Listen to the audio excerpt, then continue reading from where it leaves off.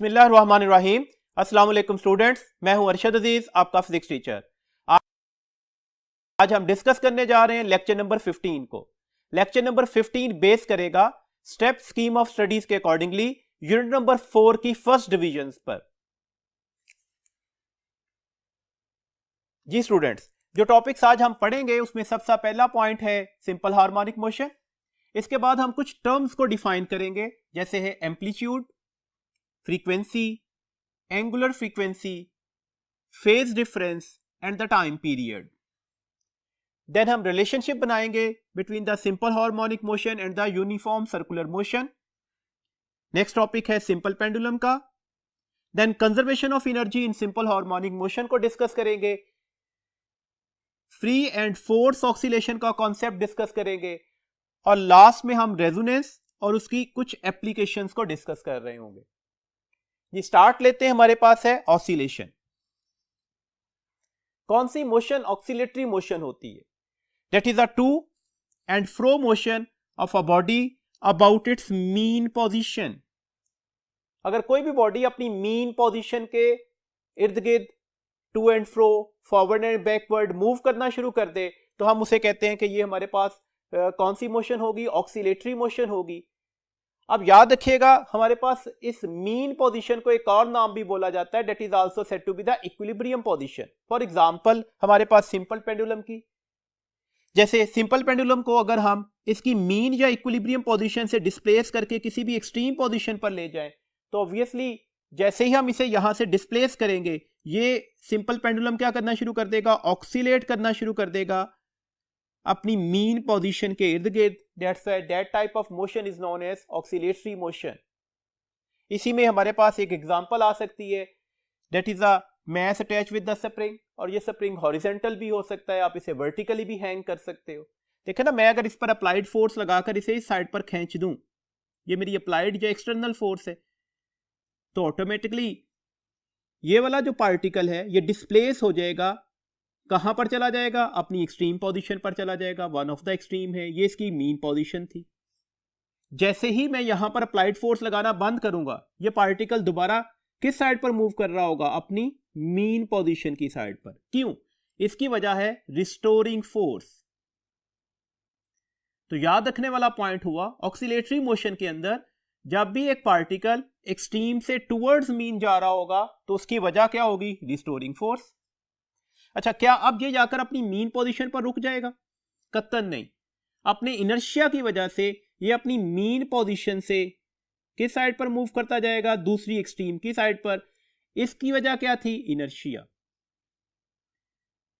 तो oscillatory motions के अंदर पार्टिकल अपनी मीन से किसी भी एक्सट्रीम की साइड पर क्यों मूव करते हैं? Due to the property of inertia. अब ये इंपॉर्टेंट पॉइंट हो गया।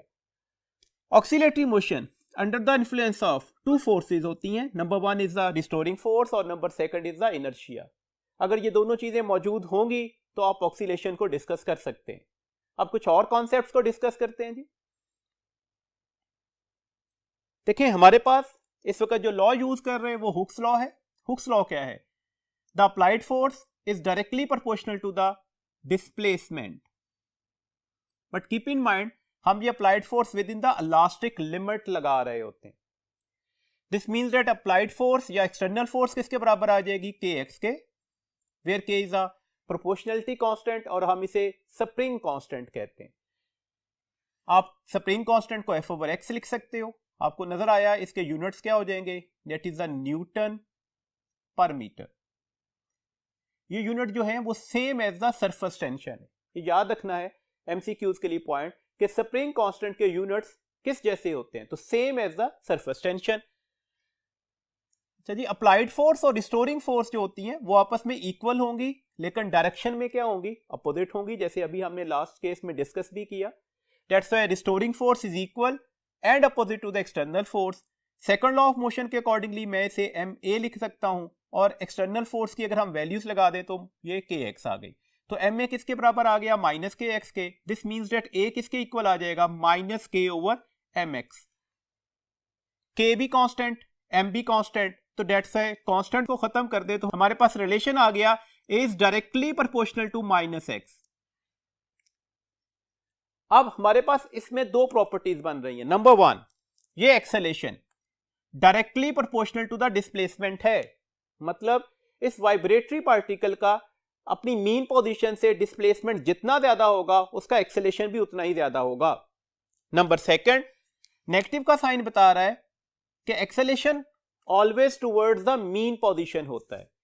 तो अब ये बात अच्छी तरह से ध्यान में रखिएगा, ऐसी वाइब्रेटरी मोशन जो इस दो प्रॉपर्टीज को भी फॉलो कर रही हो। पहली प्रॉपर्टी क्या है, acceleration is directly proportional to the displacement. Second property क्या है, the acceleration always directed towards the mean position. तो ऐसी वाइब्रेटरी मोशन को हम इसके अलावा सिंपल हार्मोनिक मोशन भी बोलते हैं। तो ये सिंपल हार्मोनिक मोशन की दो इंपॉर्टेंट कंडीशंस आ गई, ये आपने याद रखनी होगी। अब देखिएगा यहां पर हमें बहुत क्लियर है, एक छोटा सा कंफ्यूजन होता है, मैं ग्राफिकल रिप्रेजेंटेशन की शक्ल में समझा देता हूं। अगर हम एक्स एक्सटर्नल और एक्स का ग्राफ ड्रॉ करें तो आपस में डायरेक्ट रिलेशन था, दैट्स व्हाई स्ट्रेट लाइन आपके पास ग्राफ आ गया। सिमिलरली फोर्स और एक्सेलेरेशन सेम डायरेक्शन में होते हैं, दैट्स व्हाई अगर आप इसे अप्लाइड एक्सेलेरेशन, एक्सटर्नल फोर्स का एक्सेलेरेशन बोल रहे हैं तो हमारे पास ए और एक्स का ग्राफ भी सेम इसी पैटर्न को फॉलो करता हुआ नजर आएगा। बट लिटिल बिट वेरिएशन है। अगर मुझे रिस्टोरिंग फोर्स और डिस्प्लेसमेंट का ग्राफ बनाना हो तो रिस्टोरिंग फोर्स और डिस्प्लेसमेंट हमारे पास, अगर मैं इस रिलेशन को फॉलो करूं तो आपको नजर आ रहा है ये माइनस का साइन भी आ रहा है। दिस मीन्स डेट अब ये ग्राफ फर्स्ट क्वाड्रेंट में नहीं बनेगा, लाइक डेट बनेगा। देखें इस वक्त रिस्टोरिंग फोर्स की वैल्यूज पॉजिटिव है, जबकि एक्स की वैल्यूज हमने क्या ले ली, नेगेटिव। तो ये इस रिलेशन को आप फॉलो कर रहा है। इसमें आ जाए, अब एक्स पॉजिटिव है जबकि रिस्टोरिंग फोर्स की वैल्यूज हम क्या ले रहे हैं, नेगेटिव ले रहे हैं। तो ये ग्राफ हमारे पास रिस्टोरिंग फोर्स और एक्स के दरमियान बेस्ट रिप्रेजेंटेशन दे रहा है। जबकि अगर आपसे अप्लाइड या एक्सटर्नल फोर्स और एक्स का ग्राफ पूछा जाता तो ये हमारे पास इस वक्त इसकी बेस्ट रिप्रेजेंटेशन होती। तो रिस्टोरिंग फोर्स की वजह से आने वाले एक्सेलेरेशन का एक्स के साथ भी ग्राफ इसी पैटर्न को क्या कर रहा होगा, फॉलो कर रहा होगा। देखिएगा हमारे पास इसके अलावा कॉम्बिनेशन ऑफ स्प्रिंग्स का भी आपको पता होना चाहिए, इसमें से भी कुछ क्वेश्चंस पेपर में पूछे जाते हैं। देखिए हमारे पास दो किस्म के कॉम्बिनेशंस होते हैं स्प्रिंग के, एक सीरीज कॉम्बिनेशन है और सेकंड वन क्या है, पैरेलल कॉम्बिनेशन। अगर आप एक से ज्यादा स्प्रिंग्स को इस तरह से जोड़ दें कि वो हमारे पास लाइक दैट पैटर्न को फॉलो करते हुए नजर आ रहे हो तो हम इस कॉम्बिनेशन को क्या बोलते हैं, that are said to be the series combination. Series combination का जो अफेक्टिव या इक्विवेलेंट स्प्रिंग कांस्टेंट निकलता है वो रेसिप्रोकल्स लेकर ऐड करना पड़ेगा हर इंडिविजुअल स्प्रिंग कांस्टेंट की वैल्यूज को। जैसे 1/k इफेक्टिव किसके बराबर आ जाएगा, 1/k1 प्लस 1/k2। और अगर आपको k इफेक्टिव की वैल्यूज लेनी है तो याद रखने का तरीकेकार है प्रोडक्ट ओवर सम, मतलब k1 multiply by k2 divided by k1 plus k2। ये फॉर्मूला याद भी रखिएगा, एमसीक्यूज में पूछा भी जा चुका। अगर हम n स्प्रिंग को जो कि सेम वैल्यूज के होते, मतलब ये भी k है, ये भी k है, थर्ड स्प्रिंग भी k होता है एंड फोर्थ वन भी k होता है, इन सबको आपस में सीरीज कॉम्बिनेशन में जोड़ देते तो उस वक्त हमारे पास जो अफेक्टिव स्प्रिंग कांस्टेंट निकलता वो बराबर निकलता k/n के। जैसे यहां पर k/2 इसकी वैल्यूज निकलनी चाहिए थी जी। अब हम आते हैं पैरेलल कॉम्बिनेशन पर। पैरेलल कॉम्बिनेशन में हमारे पास अगर एक से ज्यादा स्प्रिंग इस तरह से अटैच किए गए हों कि वो हमारे पास इस फैशन में अटैच किए जाए तो ये हमारे पास कौन सा कॉम्बिनेशन कहलाएगा, ये हमारे पास पैरेलल कॉम्बिनेशन बोला जाता है। अब पैरेलल कॉम्बिनेशन में इक्विवेलेंट स्प्रिंग कांस्टेंट की वैल्यूज क्या निकल आती है, ये k1 प्लस k2 होगी। सिंपली आप इंडिविजुअल स्प्रिंग कांस्टेंट की वैल्यूज को ऐड कर दीजिएगा तो वो हमारे पास इक्विवेलेंट स्प्रिंग कांस्टेंट की वैल्यूज निकल आएगी। और अगर हम n spring of same values, सबके स्प्रिंग कांस्टेंट की वैल्यू सेम है मतलब आइडेंटिकल है, उनको पैरेलल कॉम्बिनेशन में जोड़ देते तो अब हमारे पास अफेक्टिव स्प्रिंग कांस्टेंट या इक्विवेलेंट स्प्रिंग कांस्टेंट किसके बराबर निकल आता है, that is the n into k, where n is the number of springs जितने भी आपने यहां पर जोड़े हुए हैं। जैसे इस सूरत में आपने कितने स्प्रिंग्स जोड़े थे, 2, तो अब अफेक्टिव स्प्रिंग कांस्टेंट किसके बराबर आ जाएगी, दैट इज द 2k। अब एक बात और याद रखिएगा, अगर हम पैरेलल कॉम्बिनेशन का spring constant divided by the series combination के स्प्रिंग कांस्टेंट की रेशियो ले लें तो आंसर क्या निकलेगा। देखिए पैरेलल कॉम्बिनेशन में आंसर क्या आया था, nk, जबकि सीरीज कॉम्बिनेशन में आंसर क्या आया था, k/n। k से k कट जाएगा, n ऊपर जाके मल्टीप्लाई होगा तो आंसर क्या हो जाएगा, n²।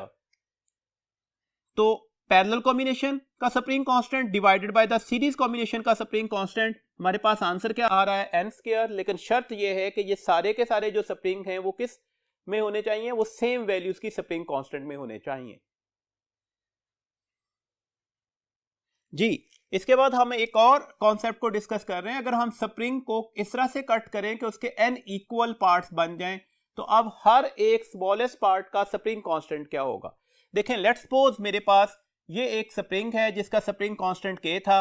मैं एग्जैक्टली इसके 2 इक्वल पार्ट्स कर देता हूं, तो हर स्मॉलेस्ट पार्ट का स्प्रिंग कांस्टेंट क्या होगा। तो अब ये हाफ नहीं हो जाएगा, क्या हो जाएगा, कितने पार्ट्स किए थे 2, तो ये 2 times of the initial spring constant हो जाएगा। तो इस स्मॉलेस्ट पार्ट का हमारे पास स्प्रिंग कांस्टेंट की वैल्यूज क्या निकली थी 2k। इस स्मॉलेस्ट पार्ट की भी वैल्यूज क्या निकलेगी 2k। और अगर मैं इस स्प्रिंग के 3 पार्ट्स कर देता, तो अब कितने पार्ट्स किए हैं 3, तो हर स्मॉलेस्ट पार्ट का हमारे पास स्प्रिंग कांस्टेंट की वैल्यूज क्या हो जाएगी 3 times of the initial spring constant की जो वैल्यूज होगी उसके साथ आप इसे मल्टीप्लाई कर देंगे। सिमिलरली इसकी वैल्यूज भी क्या निकलेगी 3k, इसकी वैल्यूज भी क्या निकलेगी 3k। एक्चुअली यहां पर ना स्टूडेंट गलती करते हैं, इसे k/3 या k/2 समझते हैं। k का फॉर्मूला क्या था f/x। अगर मैं फोर्स को सेम मान लूं तो ऑब्वियसली सिंपल इज दैट, आपको अच्छी तरह से पता है जिस स्प्रिंग की लेंथ कम होगी उसमें एक्सटेंशन लाना हमारे पास क्या होता जाएगा, ज्यादा मुश्किल होता जाएगा।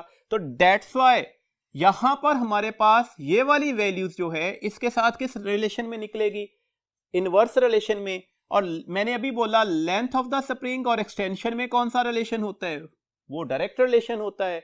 दिस मींस दैट जितनी लेंथ कम होती जाएगी उतना स्प्रिंग कांस्टेंट क्या करता जाएगा, वो बढ़ रहा होता है। तो दैट्स व्हाई यहां पर नंबर ऑफ पार्ट्स करने से हर इंडिविजुअल पार्ट्स का जो स्प्रिंग कांस्टेंट होगा, जितने पार्ट्स किए वो नंबर मल्टीप्लाई होगा हमारे पास जो इनिशियल वैल्यू थी स्प्रिंग कांस्टेंट की। शर्त ये है कि ये सारे के सारे पार्ट्स इक्वल लेंथ के होंगे। इस कॉन्सेप्ट को याद रखिएगा, इसके अकॉर्डिंगली क्वेश्चन एमसीक्यूज में आए भी हुए हैं। देखें जी, अगर लेट्स सपोज हमारे पास एक वाइब्रेटरी पार्टिकल है जो अपनी एक मीन पोजीशन के इर्द गिर्द क्या कर रहा है, वाइब्रेट कर रहा है। ये इसकी वन ऑफ द एक्सट्रीम है, ये अदर एक्सट्रीम है और ये मीन है। लेट्स सपोज वो यहां से स्टार्ट लेता है, अपनी मीन पोजीशन पर आया, देन मूव करता हुआ अपनी अदर एक्सट्रीम पर गया, फिर मीन पोजीशन पर आएगा और उसके बाद दोबारा उसी जगह पर पहुंच गया जहां से उसने स्टार्ट लिया था। That is said to be the one of the vibration. इसे आप एक वाइब्रेशन बोलते हैं। इसको कंप्लीट करने के लिए जो टाइम लगेगा उसे क्या कहा जाता है, टाइम पीरियड। टाइम पीरियड अब क्या हो गया, the time required to complete one vibration. इसे रिप्रेजेंटेशन किसके साथ दी जाती है, कैपिटल टी से। ऑब्वियसली इसके यूनिट्स क्या होंगे, सेकंड। फ्रीक्वेंसी क्या है, the number of vibration in 1 second, that is said to be the frequency. Small F से रिप्रेजेंटेशन दी जाती है और आप इसके यूनिट्स क्या लिखते हो, हर्ट्ज लिखते हो। आपको यह भी अच्छी तरह से पता है फ्रीक्वेंसी और टाइम पीरियड एक दूसरे के क्या होते हैं, रेसिप्रोकल्स होते हैं। तो that's why frequency is equal to the 1 over time period. और जब रेसिप्रोकल्स को आपस में मल्टीप्लाई किया जाता है तो आंसर क्या निकलेगा, 1। इसका मतलब है फ्रीक्वेंसी और टाइम पीरियड का प्रोडक्ट क्या होगा, that is taken as the 1। Next बात याद रखिएगा, angular frequency. Actually angular frequency property है सर्कुलर मोशन की, जिसके लिए आप एंगुलर वेलोसिटी का वर्ड चैप्टर नंबर 5 में पढ़ते आ रहे हैं। तो दैट्स व्हाई एंगुलर फ्रीक्वेंसी को हम ओमेगा से रिप्रेजेंटेशन देते हैं, दैट इज 2π/t। यहां पर ये t टाइम पीरियड है, that also be written as 2πf, और ये f है फ्रीक्वेंसी। इसके यूनिट्स क्या होंगे, इसके यूनिट रेडियन पर सेकंड ही लिए जाते हैं। अच्छा, अगली बात याद रखिएगा, देखिए अगर आपसे क्वेश्चन आ जाए ना ओमेगा और टाइम पीरियड का प्रोडक्ट क्या होगा, तो ये इधर जाके मल्टीप्लाई हो गया तो ऑब्वियसली ये 2π के बराबर निकल आएगा। अगर आपसे क्वेश्चन आ जाता कि एंगुलर फ्रीक्वेंसी की फ्रीक्वेंसी के साथ रेशो क्या होगी, तो ये फ्रीक्वेंसी इधर आकर डिवाइड हो रही है, तो that is also taken as the 2π। तो ऐसे कॉन्सेप्ट्स, ऐसे छोटे छोटे पॉइंट्स भी आपने एमसीक्यूज के लिए याद रखने होंगे। अगला पॉइंट है हमारे पास जी, हम simple harmonic motion and uniform circular motion को डिस्कस करना चाह रहे हैं। देखिए ना, लेट्स सपोज मेरे पास एक स्प्रिंग है जिसको हमने किसी भी मैश के साथ अटैच करके हैंग कर दिया। अगर मैं इसे ऑक्सीलेट करवाना चाहता हूं तो ये अपनी मीन पोजीशन के इर्द गिर्द क्या करना शुरू कर देगा, ऑक्सीलेट करना शुरू कर देगा। और वही कॉन्सेप्ट है कि अगर एक वाइब्रेशन कंप्लीट करेगा उसके टाइम को हम टाइम पीरियड बोलते हैं। लेट्स सपोज ये यहां से स्टार्ट लेता है अपनी मीन पोजीशन पर, तो ऑब्वियसली यहां पर इसका टाइम क्या होगा, 0। जब वन ऑफ द एक्सट्रीम पर गया तो इसका टाइम क्या हो जाएगा, 1/4 ऑफ द टाइम पीरियड। दोबारा अपनी मीन पोजीशन पर आया तो अब half of the time period complete हो गया। दूसरी एक्सट्रीम पर वाइब्रेट करता हुआ आ गया, 3/4 ऑफ इट्स टाइम पीरियड, इतना ही टाइम लगना चाहिए। और अब दोबारा कहां पर पहुंचेगा, अपनी मीन पोजीशन पर, तो अपनी ऑक्सीलेशन कंप्लीट कर चुका। डेट्स व्हाई इसको क्या बोलेंगे, ये इसका one of the time period है। ये मैंने टाइम के अकॉर्डिंगली इसमें लेबलिंग की है। अब देखिएगा, अगर एक पार्टिकल जो है लेट्स सपोज पॉइंट O1 से स्टार्ट लेता है और वो सर्कुलर मोशन में हो जाए, ये O1 या पॉइंट P कौन सी मोशन को परफॉर्म कर रहा है, सर्कुलर मोशन को परफॉर्म करता है। तो इसका जो प्रोजेक्शन होगा, अगर ये पार्टिकल यहां पर सर्कुलर मोशन को परफॉर्म कर रहा है तो जो इसका प्रोजेक्शन बन रहा होगा वो 1 ऑफ द डायामीटर पर बन रहा होगा। और अगर आप केयरफुली ऑब्जर्व करें इसके प्रोजेक्शन की मोशन को तो आपको नजर आएगा कि ये 1 ऑफ द वाइब्रेटरी मोशन होगी। तो पहला पॉइंट तो याद रखिएगा हमारे पास कि अगर एक पार्टिकल सर्कल में घूम रहा है तो उसका जो प्रोजेक्शन है वो कौन सी मोशन को परफॉर्म करता है, तो कौन सी मोशन को परफॉर्म कर रहा है, वाइब्रेटरी मोशन को। अच्छा, अगला कॉन्सेप्ट ये भी हो सकता है कि ये जो प्रोजेक्शन है ये कहां पर वाइब्रेटरी मोशन परफॉर्म कर सकता है, along the tangent, along the one of the diameter, तो along the one of the diameter. ये वन ऑफ द डायामीटर पर कौन सी मोशन को परफॉर्म कर रहा है, ऑक्सीलेटरी मोशन को परफॉर्म कर रहा है। अच्छा, एक कॉन्सेप्ट और याद रखिएगा, अगर इसका जो रेडियस है, इस सर्कल का जो रेडियस है, ये इस एम्पलीट्यूड के बराबर आ जाए और इन दोनों के टाइम पीरियड्स भी बराबर हो जाए, मतलब जितनी देर में ये स्प्रिंग अपना एक वाइब्रेशन कंप्लीट करता है उतनी देर में ये पॉइंट P भी अपना एक सर्कल कंप्लीट कर लेता है, एक चक्कर कंप्लीट कर लेता है। तो अगर ये टाइम पीरियड्स भी बराबर हो जाएं, ये दोनों एक दूसरे के क्या हो जाएंगे, ये रेप्लिकाज हो जाएंगे। इसका मतलब है हम इस मोशन से एग्जैक्टली इसके सारे के सारे कॉन्सेप्ट को ड्राइव करवा सकते हैं। तो ये बात आपने ध्यान में रखनी है अच्छी तरह से। अगर हम इसके साथ कोई वेवफॉर्म एसोसिएट करते तो ऑब्वियसली ये वेवफॉर्म साइनोसॉइडल होगी। देखें ना, यहां पर अगर स्टार्ट ले रहा है टाइम 0 था, इस जगह पर टाइम क्या होगा T/4, यहां पर मार्क करें तो टाइम क्या हो जाएगा T/2, ये 3T/4 आ गया और ये कंप्लीट टाइम पीरियड हो गया। तो इसके अकॉर्डिंगली ये इसकी साइनोसॉइडल वेवफॉर्म बन जाएगी। सिमिलरली हम यहां पर मार्क कर सकते हैं एंगल के अकॉर्डिंगली भी। 0 यहां पर पहुंचा तो कितना एंगल बनता नजर आ रहा है, π/2, जिसे आप 90 डिग्री भी कह सकते हो। यहां पर 180 या पाई रेडियन, इस जगह पर 3π/2 या 270 डिग्री, और यहां पर हमारे पास 2π कंप्लीट हो गए। दिस मीन्स डेट अब यहां पर अगर मैं इसके अकॉर्डिंगली लेबलिंग करना चाहूं तो 0 टाइम के ऊपर फेज एंगल भी 0 होगा। T/4 जब हमारे पास टाइम पीरियड होगा उस वक्त हमारे पास फेज, अगर मैं थीटा के अकॉर्डिंगली यहां पर वैल्यूज को डिफाइन करना चाहता हूं तो ये कितनी निकलेगी, π/2 निकलेगी। T/2 टाइम पीरियड पर फेज या एंगल कितना बन रहा होगा, π। 3T/4 पर फेज या एंगल कितना बन रहा होगा, 3π/2, और कंप्लीट टाइम पीरियड पर फेज या एंगल कितना बन रहा है, 2π। तो ये वैल्यूज इसके अकॉर्डिंगली आपने एमसीक्यूज के लिए याद भी रखनी होगी। देखिए, इसी कॉन्सेप्ट से हम ड्राइव करते हैं कुछ क्वांटिटीज को, जैसे इंस्टेंटेनियस डिस्प्लेसमेंट ऑफ प्रोजेक्शन। याद रखिएगा हम प्रोजेक्शन की बात कर रहे हैं। अगर आपसे कभी क्वेश्चन आ जाएगा particle move along the circular path, तो उसकी मोशन क्या होगी, वो सर्कुलेटरी भी होगी और इसके अलावा हम उसे पीरियोडिक भी बोल सकते हैं, खास टाइम इंटरवल के बाद अपने आप को रिपीट कर रहा है। लेकिन अगर क्वेश्चन आता projection of a point move along the circular path, अब इस प्रोजेक्शन की मोशन क्या होगी, तो अब ये सर्कुलर नहीं है, ये क्या है, वाइब्रेटरी मोशन है, और पीरियोडिक तो ऑब्वियसली होगी ही। तो हम सर्कुलर मोशन के किस कॉन्सेप्ट को डिस्कस कर रहे हैं, उसके प्रोजेक्शन को, किसके along, along one of the diameter के अलोंग। तो यहां पर उसमें इंस्टेंटेनियस डिस्प्लेसमेंट हम कैलकुलेट करते हैं। इसका हमें क्या फायदा होगा, हमने अभी बोला कि जो प्रोजेक्शन है वो वाइब्रेटरी मोशन परफॉर्म कर रहा है। इसका मतलब है इन अदर वर्ड्स हम वाइब्रेटरी मोशन के इंस्टेंटेनियस डिस्प्लेसमेंट ही को कैलकुलेट करना चाहते हैं। फार्मूला याद रखिएगा, क्योंकि हम डायरेक्टली फार्मूलाज पर फोकस कर रहे हैं, हमने एमसीक्यू सॉल्व करने हैं। तो फार्मूला बना जी इसका x is equal to the x0 sine theta. Theta की जगह पर आप ओमेगा टी भी लिख सकते थे, तो that's x0 sine of omega T. अब अगर मैं ओमेगा की जगह पर ओमेगा की वैल्यूज लिख दूं तो आप इसे x not sine of 2 pi F T भी लिख सकते हैं, और फ्रीक्वेंसी की जगह 1 ओवर टाइम पीरियड की इक्वेशन लगा दी जाए तो ये हमारे पास x not sine of 2 pi by time period into the instantaneous time भी लिखा जा सकता है। यहां पर याद रखना है कि कैपिटल टी टाइम पीरियड है और स्मॉल टी रिप्रेजेंट कर रहा है इंस्टेंटेनियस टाइम को। अब अगर हम इसके ग्राफ को ड्रॉ करते हैं, देखें आपको वादे तौर पर नजर आ रहा है, अगर हम x का ग्राफ t के साथ या थीटा के साथ बनाते हैं तो ये ग्राफ क्या बनेगा, साइनोसाइडल बनेगा, साइन फंक्शन को ओबे कर रहा होगा। अभी हमने इसमें टाइम और फेज के अकॉर्डिंगली डिफरेंट पॉइंट्स पर हमने वैल्यूज भी डिफाइन की थी, तो डेट्स वाई ये ग्राफ इसका इस तरह से बन रहा होगा। एक पॉइंट और याद रखिएगा, देखिए अभी हमने कहा रिस्टोरिंग फोर्स किसके बराबर होगी, माइनस के एक्स के। अगर मैं एक्स की वैल्यूज लगा दूं तो माइनस के और एक्स की जगह पर मैंने क्या लिखा, X naught sine of omega T. इसका मतलब है एफ आर और टी का ग्राफ क्या बनेगा, एफ आर और टी का ग्राफ जो होगा वो साइन फंक्शन को तो ओबे कर रहा है, ये नेगेटिव का साइन हमारे पास, तो ये इस तरह से ग्राफ आपके पास रिप्रेजेंटेशन में आ जाएगा। तो ये पॉइंट्स आपने याद रखने हैं, ग्राफिकल रिप्रेजेंटेशन के अकॉर्डिंगली भी एमसीक्यूज पूछे गए हैं इस चैप्टर से, तो डेट से मैं साथ साथ में इसके सारे ग्राफ क्लियर करता जा रहा हूं। अब देखिएगा इसमें से क्वेश्चन कैसे आ सकते हैं। देखें आपसे कह दिया जाए कि ये हमारे पास इंस्टेंटेनियस डिस्प्लेसमेंट की इक्वेशन है, x is equal to the 0.1 sine of 100 pi T. आप बता दें एम्पलीट्यूड ऑफ वाइब्रेशन क्या होगा। अब एम्पलीट्यूड ऑफ वाइब्रेशन क्या होता है, देखिए मीन पोजीशन से एक्सट्रीम पोजीशन का जो मैक्सिमम डिस्टेंस होता है हम उसके लिए लफ्ज क्या बोलते हैं, वो उसका एम्पलीट्यूड ऑफ वाइब्रेशन है।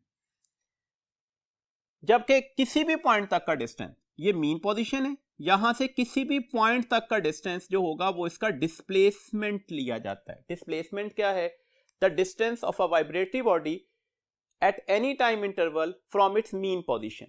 जबकि एम्पलीट्यूड क्या है, एम्पलीट्यूड क्या है, that is the maximum displacement of a vibrating body on the either side of the mean position is known as the amplitude of vibration. तो ये इसका एम्पलीट्यूड आपने कैलकुलेट करना और इसकी फ्रीक्वेंसी लेनी।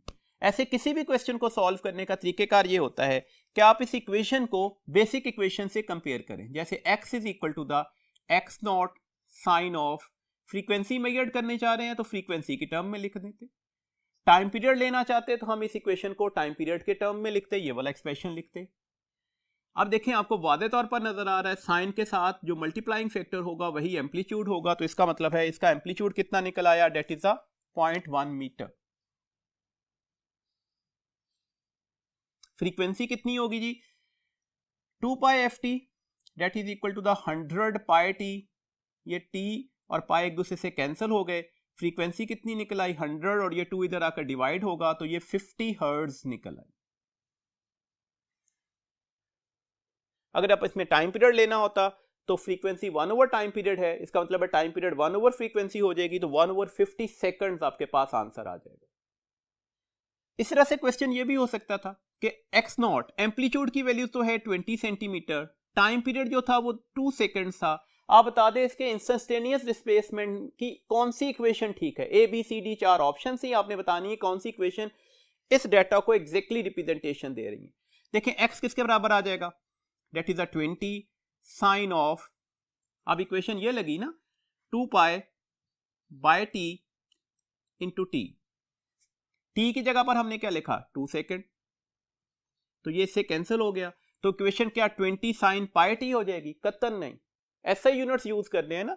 20 सेंटीमीटर था, आपने मीटर में लिखना है तो यहां पर लिखा क्या जाएगा, that is 0.2 sine of pi t. तो जो ऑप्शन में यहां पर ये इक्वेशन रिप्रेजेंटेशन में आ रही होगी वो ऑप्शन हमारे पास ठीक होगी।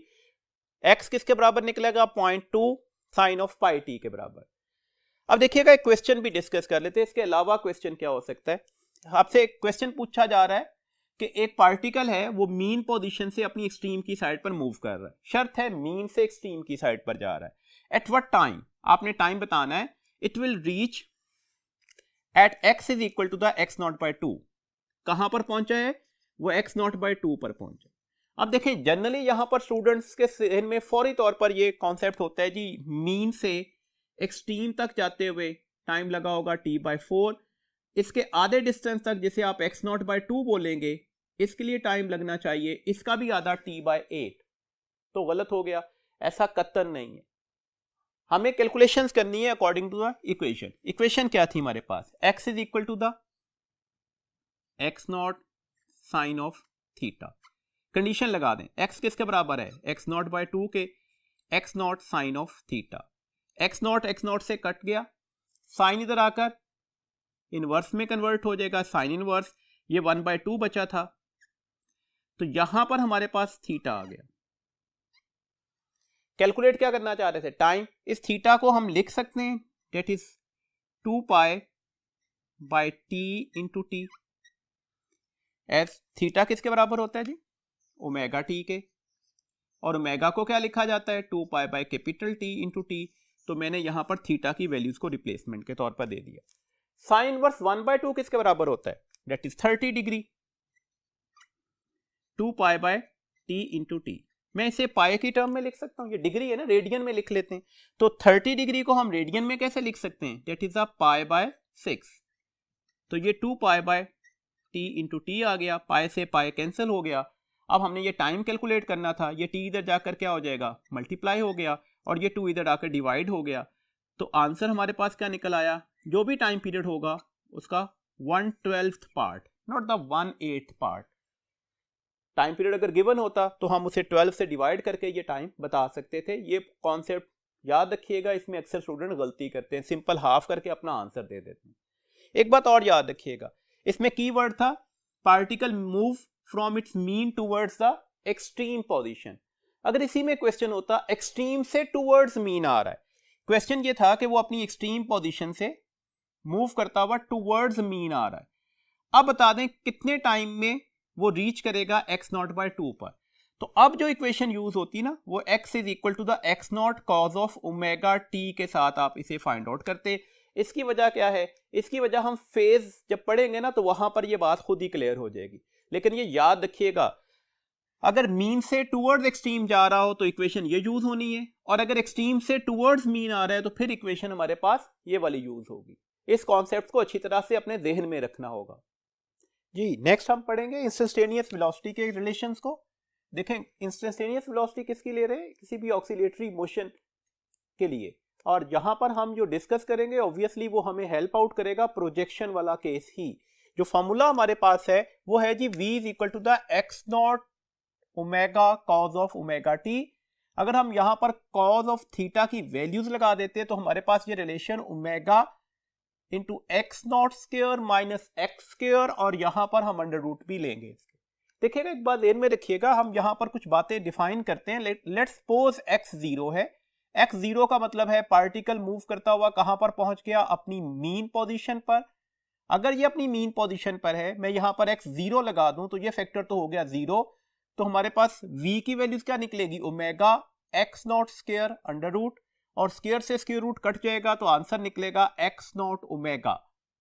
ये इसकी मैक्सिमम वैल्यूज होती है जिसे हम v नॉट से रिप्रेजेंटेशन भी देते हैं। तो याद रखना है, ऑक्सीलेटरी मोशन के अंदर पार्टिकल कहां पर अपनी मैक्सिमम वेलोसिटी पर होता है, जब वो ऑक्सीलेट करता हुआ कहां पर मौजूद होगा, अपनी मीन पोजीशन पर मौजूद होगा। अगर x नॉट के बराबर आ जाए, मतलब यहां पर x नॉट का मतलब क्या है, पार्टिकल मूव करता हुआ कहां पर आ गया, एक्सट्रीम पोजीशन पर। x की जगह पर x नॉट लगा दें तो x नॉट स्क्वायर से कैंसिल हो जाएगा, तो डेट से आंसर क्या हो जाएगा, 0 हो जाएगा। इसका मतलब है वाइब्रेटरी मोशन में एक पार्टिकल कब अपनी मिनिमम वेलोसिटी पर होगा, या कब उसकी वेलोसिटी 0 होगी, जब वो वाइब्रेट करता हुआ कहां पर पहुंचेगा, अपनी एक्सट्रीम पोजीशन के ऊपर। इसमें कुछ कॉन्सेप्ट याद रखिएगा। देखिएगा, आपसे क्वेश्चन पूछा जा सकता था कि अगर x जो है वो x नॉट बाय 2 के बराबर है, उस वक्त बता दें वेलोसिटी की वैल्यूज क्या होगी। तो आपने जस्ट वैल्यूज लगानी है ना यहां पर, तो वेलोसिटी किसके बराबर आ जाएगी, omega x not square as it is ले लिया आपने, और यहां पर x की जगह पर क्या लगा दिया, x नॉट बाय 2। तो x नॉट बाय 2 का जब स्क्वायर लेंगे तो वो क्या हो जाएगा, x नॉट स्क्वायर बाय 4। आप देखिए इस एक्सप्रेशन के अंदर 4 आपको नजर आ रहा है कि एलसीएम लिया जा सकता है, तो डेट्स वाई 4 अगर एलसीएम ले लिया जाए तो ये 4x नॉट स्क्वायर हो जाएगा, और ये एज इट इज आ गया x नॉट स्क्वायर। इन दोनों को अगर हम माइनस करते हैं तो ये 3x नॉट स्क्वायर, ये 4 डाउनवर्ड था, इसका होल अंडर रूट ले लेते हैं। अब देखिएगा, हम इसको अलग-अलग अंडर रूट ले सकते थे ना, 3 under root divided by 4 under root, और 4 अंडर रूट की वैल्यूज क्या होती है 2। ये ओमेगा ऑलरेडी था, और ये x not square whole under root भी आएगा, स्क्वायर से स्क्वायर रूट कट जाएगा तो ये ओमेगा एक्स नॉट आ जाएगा। ये ओमेगा एक्स नॉट को अभी हमने क्या कहा, that is the peak velocity, तो ये वी नॉट हो गया, और 3 अंडर रूट बाय 2 ये आपके पास इसका आंसर निकल आएगा। तो ऐसे क्वेश्चंस पेपर में पूछे जा सकते हैं। एक्स की वैल्यूज देकर आपसे वी की वैल्यूज कैलकुलेट की जा सकती है, और अगर यहाँ पर v naught peak values given होती कि लेट्स सपोज वो 10 मीटर पर सेकेंड है, तो फिर आप एग्जैक्ट वैल्यूज भी कैलकुलेट कर सकते थे। एक बात याद रखिएगा, v वेलोसिटी किसका फंक्शन है, कॉज फंक्शन है। तो डेट से अगर वेलोसिटी का टाइम के साथ या थीटा के साथ हम ग्राफ बनाएंगे तो ये कॉज फंक्शन को ओबे करेगा, तो ग्राफ लाइक डेट बन रहा होगा। ये पॉइंट आपने याद रखना है। अगर वेलोसिटी का x के साथ हम ग्राफ बनाते तो फिर क्या बनता, वेलोसिटी और x के दरमियान हम ग्राफ बना रहे हैं, कोई डायरेक्ट रिलेशन नहीं है कि हम कहते हैं स्ट्रेट लाइन है। देखें ये हमें थोड़ा लीड करेगा, फिनोमिना क्या होगा, मीन पोजीशन। लेट्स सपोज ये इसकी मीन पोजीशन है, ये वन ऑफ द एक्सट्रीम है, ये अदर एक्सट्रीम है। मीन पोजीशन पर वेलोसिटी मैक्सिमम, जैसे जैसे एक्सट्रीम पर जाता जाएगा वेलोसिटी क्या होती जाएगी, कम होते होते क्या होगी, जीरो। फिर एक्सट्रीम से मीन की पोजीशन पर आना शुरू हो गया तो वेलोसिटी बढ़ते बढ़ते क्या हो जाएगी, मैक्सिमम। देन वेलोसिटी कम होते होते एक्सट्रीम पर एग्जैक्टली जीरो हो जाएगी, एंड सो ऑन। ये फॉलो करेगा पैटर्न। तो इस वक्त ये शेप बन रही होगी, इस शेप का नाम बोला जाता है कि ये एलिप्स है। तो ये ग्राफिकल रिप्रेजेंटेशन आपने याद रखनी है, वेलोसिटी टाइम ग्राफ और वेलोसिटी और एक्स के साथ इसका ग्राफ क्या बनेगा। इंस्टेंटेनियस एक्सेलेरेशन, इंस्टेंटेनियस एक्सेलेरेशन अब हम कैसे कैलकुलेट करेंगे, किसका कैलकुलेट करना चाह रहे हैं, एक ऐसे ऑब्जेक्ट का जो वाइब्रेटरी मोशन को परफॉर्म कर रहा है। हमें हेल्प कौन सी चीज कर रही है, हमें हेल्प कर रही है प्रोजेक्शन। किसका प्रोजेक्शन, एक ऐसे पॉइंट का जो किस में मूव कर रहा था, सर्कुलर पोर्शन में था। एक इसके बराबर निकलेगा माइनस ओमेगा स्क्वायर एक्स के। आप इसके अलावा ये एक्सप्रेशन ऐसे भी लिख सकते हो, ओमेगा 2 पाई बाय टी होता है ना, तो 2 पाई का स्क्वायर 4 पाई स्क्वायर हो जाएगा, डिवाइडेड बाय टी था उसका स्क्वायर भी ले लिया तो टी स्क्वायर आ गया। तो ये रिलेशन भी लिखा जा सकता है और ये रिलेशन भी लिखा जा सकता है। माइनस का साइन ये बता रहा है कि ए और एक्स आपस में अपोजिटली डायरेक्टेड होते हैं, या ए टुवर्ड्स द मीन पोजीशन होता है। अगर आप एक्स जीरो ले लें, जीरो का मतलब क्या है, पार्टिकल वाइब्रेट करता हुआ अपनी मीन पोजीशन पर आ गया। तो ऑब्वियसली मैं अगर यहां पर जीरो लगा दूं तो आंसर किसके बराबर आ जाएगा, जीरो के। This means that mean position के ऊपर वाइब्रेट करते हुए पार्टिकल का एक्सेलेरेशन जीरो हो जाता है, जबकि मीन पोजीशन पर वेलोसिटी क्या थी, मैक्सिमम थी। अगर हम एक्सट्रीम पोजीशन पर एक्सेलेरेशन की वैल्यूज लेना चाहें तो एक्स की जगह पर क्या लगा देंगे, एक्स नॉट। अगर मैं यहां पर एक्स नॉट लगा दूं तो आंसर जो है वो minus omega square x not निकल आएगा, और ये इसकी मैक्सिमम वैल्यूज है। हम इसे ए नॉट से भी रिप्रेजेंटेशन दे सकते हैं। आप इसकी दोनों वैल्यूज को याद रखिएगा, और ये भी पॉइंट देर में रखिएगा, जब एक्सेलेरेशन मिनिमम होगा उस वक्त वेलोसिटी मैक्सिमम हो जाती है, जबकि जब एक्सेलेरेशन मैक्सिमम होगा उस पॉइंट के ऊपर वेलोसिटी क्या हो जाती है, वो जीरो हो जाती है। अब अगर हम एक्सेलेरेशन का ग्राफ ड्रॉ करना चाहें with respect to the time, तो एक्सेलेरेशन का graph with respect to the time क्या बनेगा, acceleration minus omega square. X की जगह पर क्या लिखेंगे, x naught sine of theta, तो ये साइन थीटा वाला ग्राफ बनेगा, और नेगेटिव साइन की वजह से ये हम इनवर्स ग्राफ बना देंगे, तो ये ग्राफ बनेगा एक्सेलेरेशन और टाइम के दरमियान। एक्सेलेरेशन और एक्स के दरमियान क्या ग्राफ बनेगा, ये हम इस लेक्चर के स्टार्ट में डिस्कस कर रहे थे। दिस मीन्स दैट यहां पर हमें वादे तौर पर नजर आ रहा है कि ए और एक्स में कितना फेज डिफरेंस होगा, 180 डिग्री का। मैंने अभी बोला ना x naught sine theta, x की वैल्यूज थी ना, जबकि ए के लिए हम क्या लिखेंगे, minus omega square x naught sine theta. तो डेट्स व्हाई एक्सेलेरेशन और डिस्प्लेसमेंट के दरमियान कितना फेज डिफरेंस बना, 180 डिग्री का। वेलोसिटी और डिस्प्लेसमेंट के दरमियान कितना फेज डिफरेंस बनेगा, 90 डिग्री का। एक्सेलेरेशन और वेलोसिटी के दरमियान कितना फेज डिफरेंस बनेगा, यह भी वादे तौर पर आपको नजर आ रहा है, that is also the 90 degree. तो ये फेज डिफरेंसेस भी याद रखिएगा, ग्राफिकल रिप्रेजेंटेशन भी याद रखिएगा। ये सारे के सारे जो पॉइंट्स हम डिस्कस कर रहे हैं ये सारे एमसीक्यूज के तौर पर पूछे जा सकते हैं। जी नेक्स्ट हमारे पास है हॉरिजॉन्टल मैस स्प्रिंग सिस्टम। अब हॉरिजॉन्टल मैस स्प्रिंग सिस्टम में हम कुछ रिलेशंस डिराइव करते हैं और उस रिलेशन के अकॉर्डिंगली कुछ क्वेश्चंस डिस्कस करते हैं। बेसिकली फोकस करना पड़ेगा हमें टाइम पीरियड और फ्रीक्वेंसीज के फार्मूलाज पर। देखिएगा हमने इस लेक्चर के स्टार्ट में पढ़ा जो एक्सेलेरेशन होता है वो किसी भी मैस स्प्रिंग सिस्टम का क्या निकला था, -k/m × x, जबकि अभी हम पढ़ रहे हैं कि acceleration of a particle performing the simple harmonic motion क्या होता है, a is equal to the minus omega square x. इसका मतलब है अगर हम इस इक्वेशंस को कंपेयर कर लें तो यहां पर ओमेगा की वैल्यूज आप कैलकुलेट कर सकते हो। ओमेगा स्क्वायर किसके बराबर आ जाएगा, ओमेगा स्क्वायर बराबर आ जाएगा k बाय एम के, और अगर आपको ओमेगा की वैल्यूज लेनी है तो that is the k over m under root. ये एंगुलर फ्रीक्वेंसी की वैल्यूज आ गई। अब जस्ट ये वैल्यूज आप डिफरेंट फॉर्मूलाज में रिप्लेस कर दीजिएगा, आपके पास वैल्यूज आ जाएगी। जैसे x किसके बराबर था, x not sine of omega t, omega की जगह पर ओमेगा की वैल्यूज लगा ली तो ये डिस्प्लेसमेंट, इंस्टेंटेनियस डिस्प्लेसमेंट की वैल्यूज होगी। v is equal to the omega x not square minus x square, omega की जगह पर k by m under root लगा दें तो ये हमारे पास इंस्टेंटेनियस वेलोसिटी का एक्सप्रेशन आ गया। पीक वेलोसिटी कब होगी, जब x जीरो लेना है, x जीरो लें तो ये फैक्टर खत्म हो जाएगा, x नॉट का स्क्वायर स्क्वायर रूट से कैंसिल हो जाएगा तो x नॉट लैदा हो जाएगा k by m under root, तो ये आपके पास पीक वेलोसिटी का एक्सप्रेशन आ जाएगा। t किसके बराबर होता है जी, जिसको टाइम पीरियड बोलते हैं, 2 पाई बाय ओमेगा के। ओमेगा की वैल्यूज लगाइएगा तो हमारे पास ये फार्मूला है, इस फार्मूला पर फोकस रखिएगा, इस फार्मूला के अकॉर्डिंगली क्वेश्चंस पेपर में पूछे भी जा सकते हैं। अभी हम इसमें से कुछ क्वेश्चन डिस्कस भी करते हैं। फ्रीक्वेंसी का फार्मूला क्या हो जाएगा, 1 ओवर टाइम पीरियड, तो ये 1 over 2 pi k by m under root, तो ये आपके पास फ्रीक्वेंसी का फार्मूला आ गया। देखें फ्रीक्वेंसी या टाइम पीरियड के फार्मूला पर फोकस करें तो आपको दो वेरिएबल्स नजर आ रहे हैं। टाइम पीरियड जो है वो मैथ के साथ डायरेक्ट रिलेशन में है, जबकि मैथ के साथ आपने इसका स्क्वायर रूट भी लेना होगा। दिस मीन्स दैट, देखो ना सिंपल से क्वेश्चन है, मैं अगर आपसे क्वेश्चन पूछूं कि मैंने math attach with the spring को डबल कर दिया है, 2 टाइम्स कर दिया है, what is the effect upon the time period, time period पर क्या इफेक्ट पड़ा होगा, तो डबल नहीं हुआ होगा, अंडर रूट के साथ यहां पर रिलेशन है, तो दैट्स व्हाई ये 2 अंडर रूट टाइम्स बढ़ चुका होगा। और 2 अंडर रूट टाइम्स का मतलब क्या होता है, 1.4 टाइम्स। देखो ना सिंपल सा क्वेश्चन है, आपसे क्वेश्चन आ जाए कि हमारे पास एक पार्टिकल था जिसका मास m है और हमने इसे किसी स्प्रिंग के साथ अटैच कर दिया। जब ये वाइब्रेट करता है तो इसका जो टाइम पीरियड हो गया वो t था।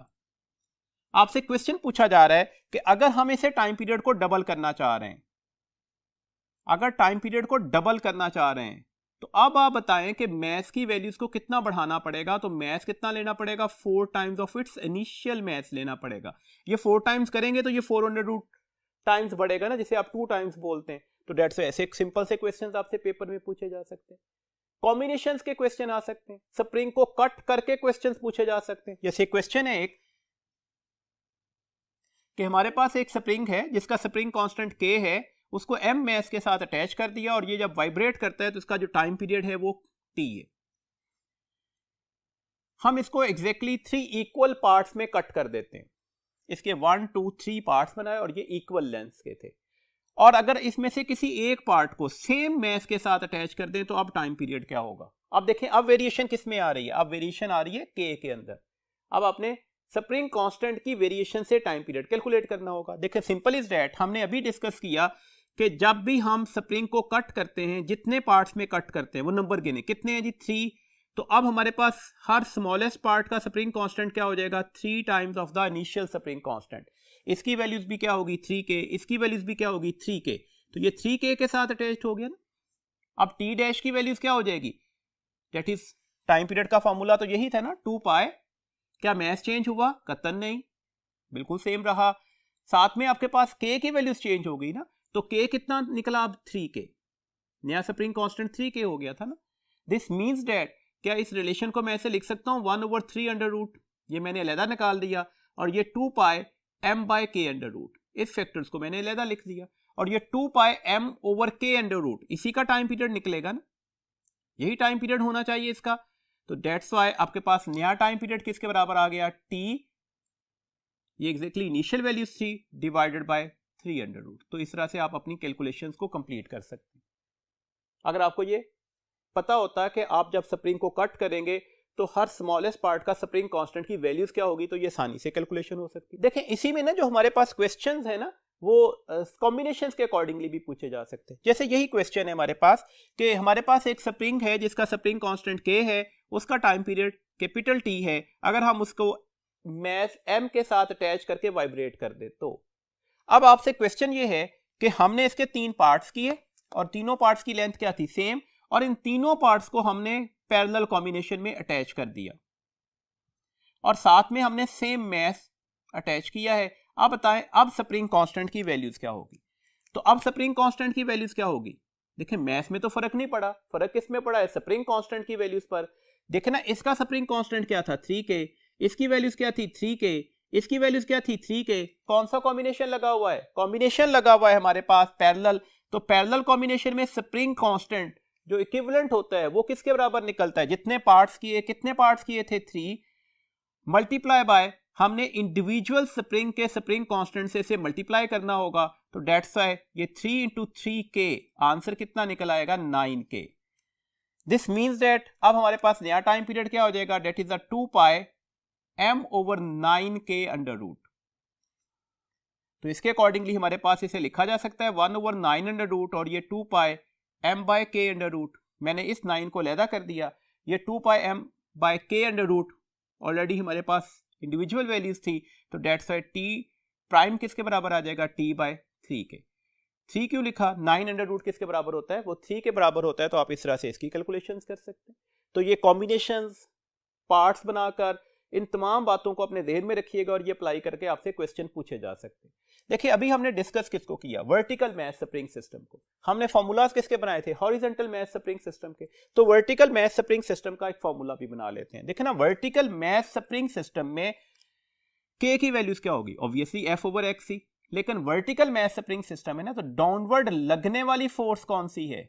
उसकी ग्रेविटी, जिसे वेट बोला जाएगा, mg। तो डेट्स f की जगह पर मैंने क्या लिख दिया? mg divided by x। अब मैं यहां पर वैल्यूज अप्लाई कर देता हूं। t क्या था? 2 pi m by k under root m, और k की जगह पर मैंने क्या लिख दिया? mg over x। मैथ से मैथ कैंसिल हो गया, x ऊपर जाके मल्टीप्लाई हो जाएगा, तो ये इसका टाइम पीरियड का फॉर्मूला निकल आएगा, 2 pi under root x by g। अब यहां से क्वेश्चन भी पूछा जा सकता है। जैसे क्वेश्चन है जिसमें कॉमन सी मिस्टेक होती है, अगर हमारे पास एक वर्टिकल मैथ स्प्रिंग सिस्टम है जिसको हमने मैथ m के साथ अटैच किया हुआ है, उसका टाइम पीरियड है t। अगर इसी स्प्रिंग सिस्टम को हम किसी प्लेनेट पर ले जाएं सच डेट उस प्लेनेट पर g की वैल्यूज जो थी वो 1/10 g ऑफ द अर्थ है, तो अब बता दें अब नया टाइम पीरियड क्या होगा? फौरन से पहले आंसर ये होता है कि ये हमारे पास फॉर्मूला था ना 2 पाई x बाय g। अब यहां पर g प्राइम लगेगा, तो g प्राइम की values g by 10 under root है, तो वैल्यूज उसके अकॉर्डिंगली कैलकुलेशंस कर दी जाती है। देखिए सिंपल इज डेट, याद रखिएगा ये आपके पास एक वर्टिकल मैथ स्प्रिंग सिस्टम है। इसे डाउनवर्ड एक्सटेंड किसने करना है? ग्रेविटी ने। देखिए ना, अगर यहां पर आप एक ऐसे प्लेनेट पर लेकर जा रहे हैं जिस पर डाउनवर्ड पुल करने वाली फोर्स कम हो गई, जी की वैल्यूज कम हो गई थी ना, तो क्या अभी एक्सटेंशन सेम रहेगी दोनों में? पॉसिबल ही नहीं है। अगर जी डिक्रीज कर चुका होगा तो इसका मतलब है इस स्प्रिंग में एक्सटेंशन कम निकलेगी as compare to this one. भाई डाउनवर्ड पुल करने वाली जो फोर्स थी वो आपने डिक्रीज कर दी, तो ऑब्वियसली एक्सटेंशन भी क्या हो जाएगी? डिक्रीज हो जाएगी ना। तो डेट से एक्सटेंशन डिक्रीज कर गई। जितने टाइम ग्रेविटेशनल एक्सेलेरेशन कम हुआ उतने टाइम ही हमारे पास एक्सटेंशन भी कम हो चुकी होगी। देखिए अब रिलेशन देखिएगा, जी बी जी बाय 10 हो गया, एक्स बी एक्स बाय 10 हो गया, सेम रेशियो में चेंज आई ना, तो डेट्स व्हाई क्या यहां पर चेंज आ सकता था? देखिए टी प्राइम किसके बराबर आएगा? 2 पाई, ये x बाय 10 हो जाएगा, ये g बाय 10 हो जाएगा, तो 10 से 10 कैंसिल हो गया, तो आंसर क्या निकला? x by g under root ही, तो answer same as it is ही निकलेगा, पहले वाली सिचुएशन पर ही निकलेगा। तो यहां से गलती नहीं करनी कि ये g पर डिपेंडेंस है, इस वजह से हम g की वैल्यूज को रिप्लेस करें और अपना आंसर ले लें। अगर g को आप रिड्यूस कर रहे होंगे तो ऑब्वियसली एक्सटेंशन भी क्या कर चुकी होगी? रिड्यूस कर चुकी होगी। जी नेक्स्ट टॉपिक है हमारे पास सिंपल पेंडुलम। सिंपल पेंडुलम हमारे पास, हम कहते हैं कि एक हमारे पास स्मॉल हैवी बॉब होगा जो फ्रिक्शनलेस सपोर्ट के साथ अटैच होगा, और जो इसके साथ हमने धागा बांधा होता है ना, उस धागे को हम कहते हैं इनएक्सटेंसिबल स्ट्रिंग होगा। Obviously frictionless support, inextensible string possibility में नहीं आता ना, तो दैट्स व्हाई ये हमारे पास एक आइडियल सिस्टम है। देखिए अगर हम एक सिंपल पेंडुलम को हैंग कर देते हैं तो मीन पोजीशन पर आपको नजर आ रहा है इस पर दो फोर्सेस लगेंगी। Number 1 weight of that Bob that is vertically downward, number 2 the tension in the string जो कि वर्टिकली अपवर्ड होगी।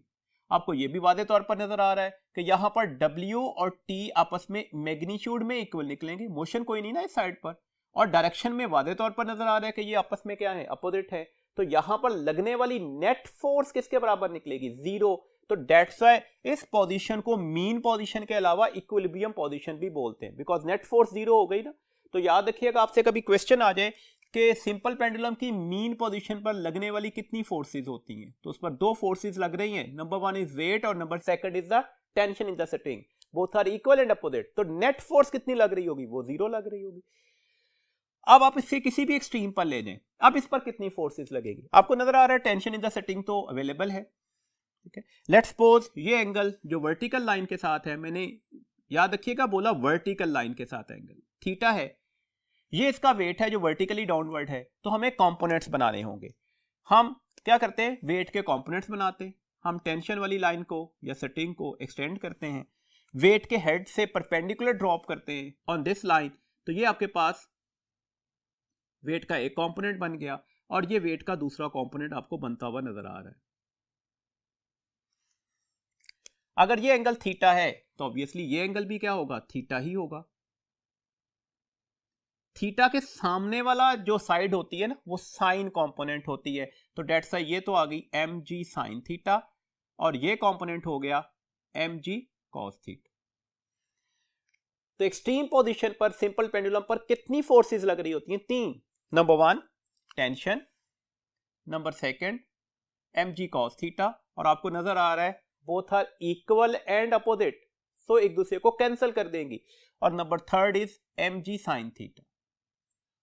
मैंने अभी बोला कि t और mg cos theta equal and opposite होंगी, डेट्स ये तो एक दूसरे को करेंगी कैंसिल, तो नेट फोर्स अब कितनी लग रही है, that is mg sin theta. इसी के लिए नाम हम क्या बोलते हैं कि ये इसकी रिस्टोरिंग फोर्स है, टुवर्ड्स द मीन पोजीशन लग रही है और मोशन को कॉज करने की वजह बन रही है, तो डेट्स से हम इसे रिस्टोरिंग फोर्स भी बोलते हैं। तो डेट्स से रिस्टोरिंग फोर्स की वैल्यूज क्या आ जाएगी, minus mg sin theta, minus का साइन सिर्फ ये बता रहा है कि that force is acting towards the mean position, वरना वैल्यूज क्या है, mg sin थीटा ही है। तो इसका जो एक्सेलेरेशन होगा वो क्या निकलेगा, माइनस g sin थीटा। तो मैंने माइनस g थीटा क्यों लिखा, देखिए ना, हम इसकी डेरिवेशन करते हैं ना, डेरिवेशन के चक्रों में हम जा नहीं रहे, हम सिर्फ फॉर्मूलाज देख रहे हैं। हम देखते हैं कि ये एंगल बहुत स्मॉलर होना चाहिए, और अगर एंगल बहुत स्मॉल हो जाए तो साइन थीटा और थीटा की वैल्यूज आपस में क्या हो जाते हैं, इक्वल हो जाती हैं। तो डेट्स से मैंने साइन थीटा को किससे रिप्लेस कर दिया, थीटा से। तो डेट्स से अब हमारे पास फॉर्मूला लगेगा ना, s is equal to the r theta, this means that theta is equal to the s by r. s arc length है ना, अगर ये एंगल बहुत स्मॉलर होगा तो ऑब्वियसली ये आर्क लेंथ आपस में बराबर निकलेगी इस डिस्टेंस के, तो ये x है। r किसके बराबर होगा, रेडियस के, तो यहां पर हमने इसकी टोटल लेंथ ही लेनी होगी ना। याद रखने वाला पॉइंट है लेंथ कहां से कहां तक ली जाती है, इसकी लेंथ ऑफ स्ट्रिंग तो लेनी ही लेनी है, साथ में आपने क्या करना है, सेंटर ऑफ द बॉब तक जाना होगा, जिसे आप centre of gravity of that mass भी बोल सकते हो। तो डेट्स व्हाई लेंथ किसके बराबर होगी, या रेडियस किसके बराबर होगा, या लेंथ ऑफ पेंडुलम किसके बराबर होगी, that is the length of the string plus the radius of that bob. तो डेट्स व्हाई आर की जगह पर मैंने एल लिख दिया और हमारे पास एस की जगह पर मैंने एक्स लिख दिया, तो ये फॉर्मूला अब ये ड्राइव हो गया। नजर आ रहा है A directly proportional to minus X, this means that ये मोशन भी सिंपल हार्मोनिक मोशन को फॉलो करेगी, बट एक कंडीशन के साथ कि थीटा बहुत ही स्मॉल होना चाहिए। अगर थीटा वेरी स्मॉल ना होता तो साइन थीटा और थीटा के फैक्टर आपस में इक्वल ना निकलते, तो ये रिलेशन भी ड्राइव नहीं होना था। नेक्स्ट कॉन्सेप्ट इसमें ध्यान में रखिएगा, हमें पता है कि एक पार्टिकल जो सिंपल हार्मोनिक मोशन परफॉर्म कर रहा होता है उसका एक्सेलरेशन क्या था, वो माइनस ओमेगा स्क्वायर एक्स था। अगर हम यहां पर इन दोनों इक्वेशंस को कंपेयर करें तो ओमेगा की वैल्यूज निकल आई, that is G over L under root.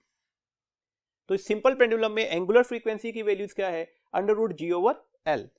अब अगर आप टाइम पीरियड का फॉर्मूला आप सबको पता है ना, किसके बराबर होता है, 2 पाई बाय ओमेगा, ओमेगा की वैल्यूज रिप्लेसमेंट में दे दें तो आपके पास ये फॉर्मूला बनता हुआ नजर आ रहा है।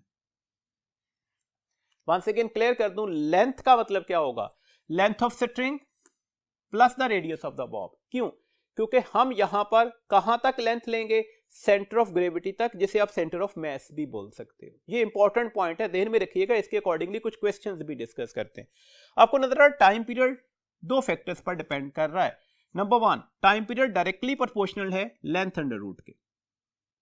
Number 2, time period inversely proportional है g अंडर रूट के। इन्हीं दो वेरिएबल से आपसे क्वेश्चंस पूछे जा सकते हैं। देखो एक तो सिंपल सा क्वेश्चन है, जैसे अभी हमने मैथ्स वाले केस में भी डिस्कस किया कि अगर आपको टाइम पीरियड डबल करना है तो लेंथ को कितने टाइम करना पड़ेगा। देखो टाइम पीरियड और लेंथ में डायरेक्ट रिलेशन नहीं है कि टाइम पीरियड डबल हुआ है तो लेंथ भी डबल हो जाएगी। अगर हमें टाइम पीरियड डबल करना है तो लेंथ को कितने टाइम बढ़ाना पड़ेगा, 4 टाइम्स। देखो ना, अगर लेंथ 2 टाइम्स होती है तो टाइम पीरियड पर कितना फर्क पड़ेगा, 2 टाइम्स बढ़ेगा ना। तो दैट्स व्हाई अगर टाइम पीरियड को 4 गुना करना होगा तो लेंथ अब हमें क्या करनी पड़ेगी, लेंथ अब हमें कितनी करनी पड़ेगी, 16 टाइम्स बढ़ानी पड़ेगी। तो ये बातें अपने ध्यान में अच्छी तरह से याद रखिएगा। लेंथ की वेरिएशंस के क्वेश्चंस पूछने से पहले हम कुछ टॉर्क के क्वेश्चन इसमें डिस्क्राइब कर लेते हैं। देखें ना, सिंपल पेंडुलम सर्कुलर मोशन में है, यहां पर obviously turning effect of a force भी लगेगा। टर्निंग इफेक्ट की वजह से इसका टॉर्क कैलकुलेट करना होगा, तो टॉर्क के एक्सप्रेशंस याद रखिएगा। अगर तो अपनी वर्टिकल लाइन के साथ ये एंगल थीटा बना रहा है तो अब टॉर्क किसके बराबर होगा। टॉर्क का फॉर्मूला आप सबको पता है, किसके बराबर होता है, moment arm multiply by the force. Moment arm किसके बराबर है, तो ऑब्वियसली इसकी लेंथ थी यहां से लेकर यहां तक, यही परपेंडिकुलर डिस्टेंस होगा ना जो फोर्स लग रही है। अच्छा, फोर्स किसके बराबर है, ये फोर्स किसके बराबर है, देखो इस जगह पर टी किससे कैंसिल हो गया था, mg cos थीटा से। तो नेट फोर्स कितनी लग रही थी, mg sin थीटा। और आपको नजर आ रहा है कि जो mg sin थीटा इसी डायरेक्शन में लग रही थी ना, तो ये अपने इसके साथ परपेंडिकुलर एंगल के साथ चली गई, परपेंडिकुलर कंपोनेंट था। तो डेट से हमने इस लेंथ को क्या माना, मोमेंट आर्म माना। तो डेट से हमारे पास आंसर क्या आ जाएगा टॉर्क का, mgl sin थीटा या lmg sin थीटा। बट अगर थोड़ी सी वेरिएशन आ जाए, आपसे कहा जाए कि ये जो एंगल है ना, ये थीटा हॉरिजेंटल लाइन के साथ दिया गया है, अब टॉर्क बताएं क्या होगा। अब देखें ना, ये एंगल कितना निकलेगा, दैट इज 90 माइनस थीटा। देखिए टॉर्क का एक्सप्रेशन तो अभी भी यही निकलेगा, यही मोमेंट आर्म है, यहां से लेकर यहां तक का डिस्टेंस, यही फोर्स लग रही है, और ये force mg sine of that angle होगी। ये एंगल अब कितना है, 90 माइनस थीटा, और साइन ऑफ 90 माइनस थीटा किसके बराबर लिखा जाता है, कॉस थीटा से। तो अब फॉर्मूला हमारे पास क्या हो जाएगा, mgl cos थीटा। तो कीप इन माइंड, अगर आपके पास सिंपल पेंडुलम का एंगल विद वर्टिकल लाइन दिया गया है तो टॉर्क का एक्सप्रेशन होगा mgl sin थीटा। और अगर सिंपल पेंडुलम में जो एंगल की वैल्यूज थी वो हॉरिजॉन्टल लाइन के साथ दी गई थी, तो अब टॉर्क का एक्सप्रेशन क्या हो जाएगा, mgl cos ऑफ थीटा। अब देखिए लेंथ के कुछ एमसीक्यूज डिस्कस करते हैं। देखिए आपसे कहा जाए कि हमारे पास इस तरह से है, एक हमने हॉलो बॉल लिया जिसमें हमने कोई भी liquid, let's suppose water fill कर दिया है, और इसे हम वाइब्रेट करवा रहे हैं। इस तरह से करें कि हम इसे पंक्चर कर देते हैं। पंक्चर करने से ऑब्वियसली यहां से पानी गिरना शुरू हो जाएगा। अब इसके टाइम पीरियड पर क्या फर्क पड़ेगा, तो हमें तो नजर आ रहा है कि इसकी लेंथ में तो कोई चेंज ही नहीं आ रहा, तो फिर कैसे हुआ कि इसका टाइम पीरियड पर फर्क पड़ेगा। टाइम पीरियड पर फर्क पड़ेगा क्योंकि अभी हमने पढ़ा कि लेंथ सिंपल थ्रेड की लेंथ नहीं लेनी, लेंथ में हमने सेंटर ऑफ मास तक जाना होगा।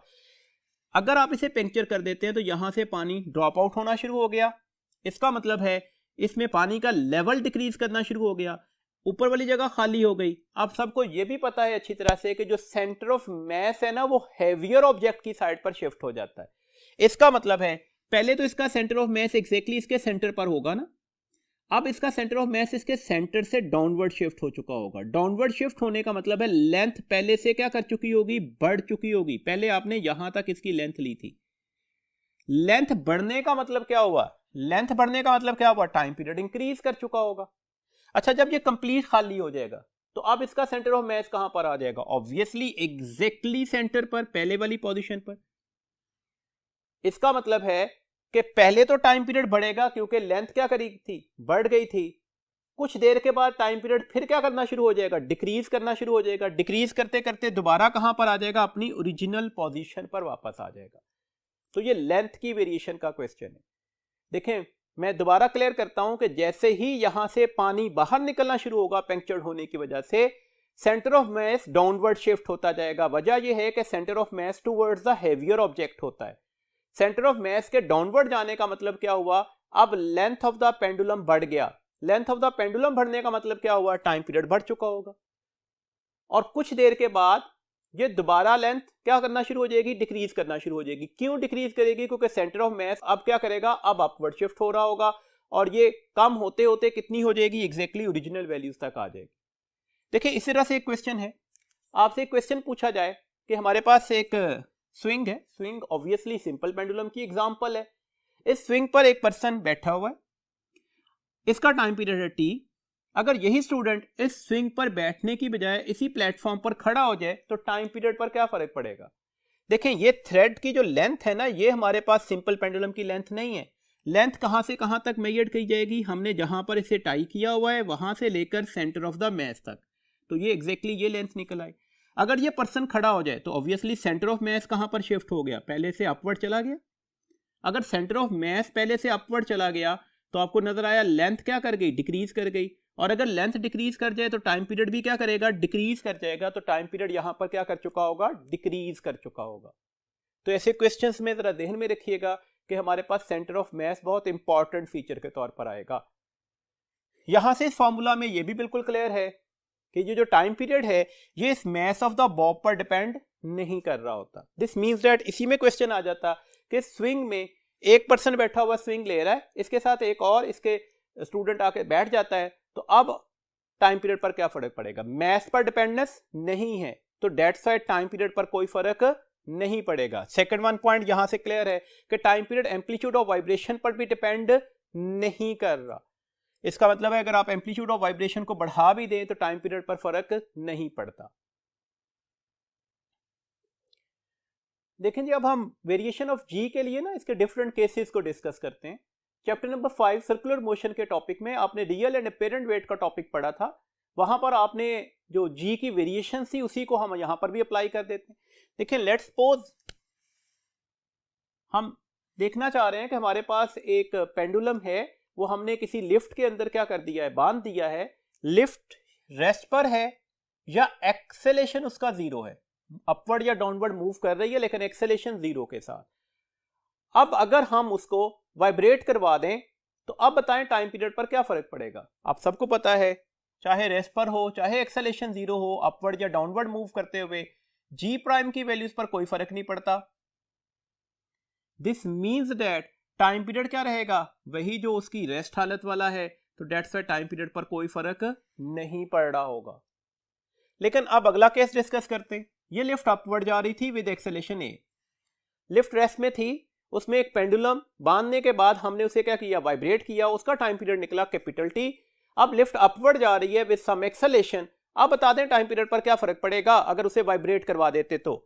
देखें अब जी प्राइम क्या होगा? जी प्लस ए। ये सारे फॉर्मूलाज हम चैप्टर नंबर 5 में पढ़ाए हैं। तो अब नया टाइम पीरियड क्या निकलेगा? 2 pi l over g plus ए होल अंडर रूट। जी की वैल्यूज पहले से क्या कर गई? बढ़ गई या कम हो गई? बढ़ गई। तो टाइम पीरियड पहले से क्या हो चुका होगा? वो कम हो चुका होगा। सिमिलरली थर्ड केस है, अगर ये डाउनवर्ड आ रही होती lift with some acceleration a, rest हालत में उसका टाइम पीरियड कैपिटल टी है। अब वही जो हमारे पास सिंपल पेंडुलम है वो उसी लिफ्ट में बांधा हुआ है और लिफ्ट डाउनवर्ड आ रही है विद सम एक्सेलेरेशन ए। तो अब हमारे पास नया जी की वैल्यूज क्या निकलेगी? That is the ji minus A. This means that नया टाइम पीरियड क्या हो जाएगा? 2 पाई एल ओवर जी माइनस ए होल अंडर रूट। जी की वैल्यूज पहले से क्या हो रही है? कम हो रही है। इसका मतलब है टाइम पीरियड पहले से क्या करेगा? बढ़ चुका होगा। इसमें एक और कॉन्सेप्ट भी याद रखिएगा, अपवर्ड जाते हुए अगर डी एक्सेलेरेशन हो जाता, मतलब आप ब्रेक सप्लाई कर देते, तो अब हमारे पास क्या होता? अब जो नया टाइम पीरियड निकलता ना, उसमें 2 pi l over g plus ए की जगह जी माइनस ए होल अंडर रूट का फॉर्मूला लिखते, और अगर डाउनवर्ड जाते हुए आप एक्सेलेरेट मोशन की बजाय डी एक्सेलेरेटेड मोशन होते, मतलब आप यहां पर ब्रेक सप्लाई कर देते, तो अब हमारे पास टाइम पीरियड का फॉर्मूला क्या निकलता? That is the 2 pi l over g plus a under root. मतलब जी माइनस ए की जगह मैंने क्या रिप्लेस कर दिया? जी प्लस ए अंडर रूट। तो सिंपल इज डेट अपवर्ड जाते हुए अगर ब्रेक सप्लाई कर दें तो फॉर्मूला ये वाला अप्लाई हो जाएगा। डाउनवर्ड आते हुए अगर हम ब्रेक सप्लाई कर दें तो ये वाला फॉर्मूला यहां पर एप्लीकेबल हो जाएगा। तो ये याद रखना आपके लिए आसान हो जाएगा। एक कॉन्सेप्ट और ध्यान में रखिएगा, डाउनवर्ड अगर फ्री फॉल करना शुरू कर दे तो बेटा आपको पता है अब हमारे पास एक्सेलेरेशन की वैल्यूज क्या निकलती है? जी के। This means that ji prime किसके बराबर आ जाएगा? जीरो के। और समथिंग बाय जीरो किसके बराबर हो जाता है, इन्फिनिटी के। तो अब टाइम पीरियड क्या हो जाएगा इस सिंपल पेंडुलम का, वो इन्फिनिटी हो चुका होगा।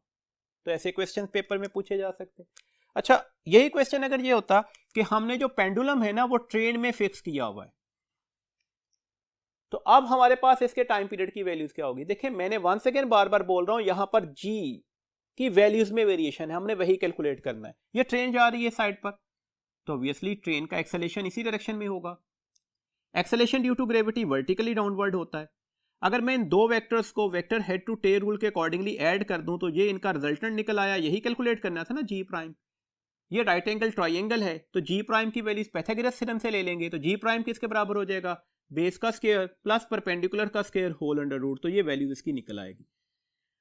दिस मीन्स दैट अब टाइम पीरियड की वैल्यूज क्या हो जाएगी, अगर इस ट्रेन के अंदर हमने टाई किया होता है एक पेंडुलम को, तो उसकी जो टाइम पीरियड की वैल्यूज क्या निकलनी चाहिए थी, 2 pi l over g square plus a square whole under root, where g is the 10 metre per second square और ए जो है वो एक्सेलरेशन ऑफ द ट्रेन होगा। तो इस तरह से आप इसकी कैलकुलेशंस कर सकते हैं। देखिए जी में जो वेरिएशन है ना वो शेप ऑफ अर्थ की वजह से भी होती है, तो हम डिफरेंट प्लेसेस ऑफ अर्थ पर भी पेंडुलम की सिचुएशन को डिस्कस कर लेते हैं। अर्थ जो है वो एलिप्टिकल शक्ल में होगी ना, ये आपके पास इसकी पोल्स होंगे और ये वाली लाइन इसके इक्वेटर्स को रिप्रेजेंटेशन दे रही है। आपको वादे तौर पर नजर आ रहा है कि ये रेडियस ऑफ पोल है और ये रेडियस ऑफ इक्वेटर है, ये आपस में बराबर नहीं है, सर्कुलर शेप नहीं है ना। किसका रेडियस लार्जर होगा, इक्वेटर का। किसका रेडियस स्मॉलर होगा, पोल का। और आपको ये भी पता है वैल्यू ऑफ जी जो है वो इनवर्सली प्रोपोर्शनल होती है आर स्क्वायर के। This means that value of g equator पर क्या निकलेगी, कम, जबकि पोल पर क्या निकलेगी, ज्यादा। वजह क्या होगी, इक्वेटर का रेडियस ज्यादा था ना।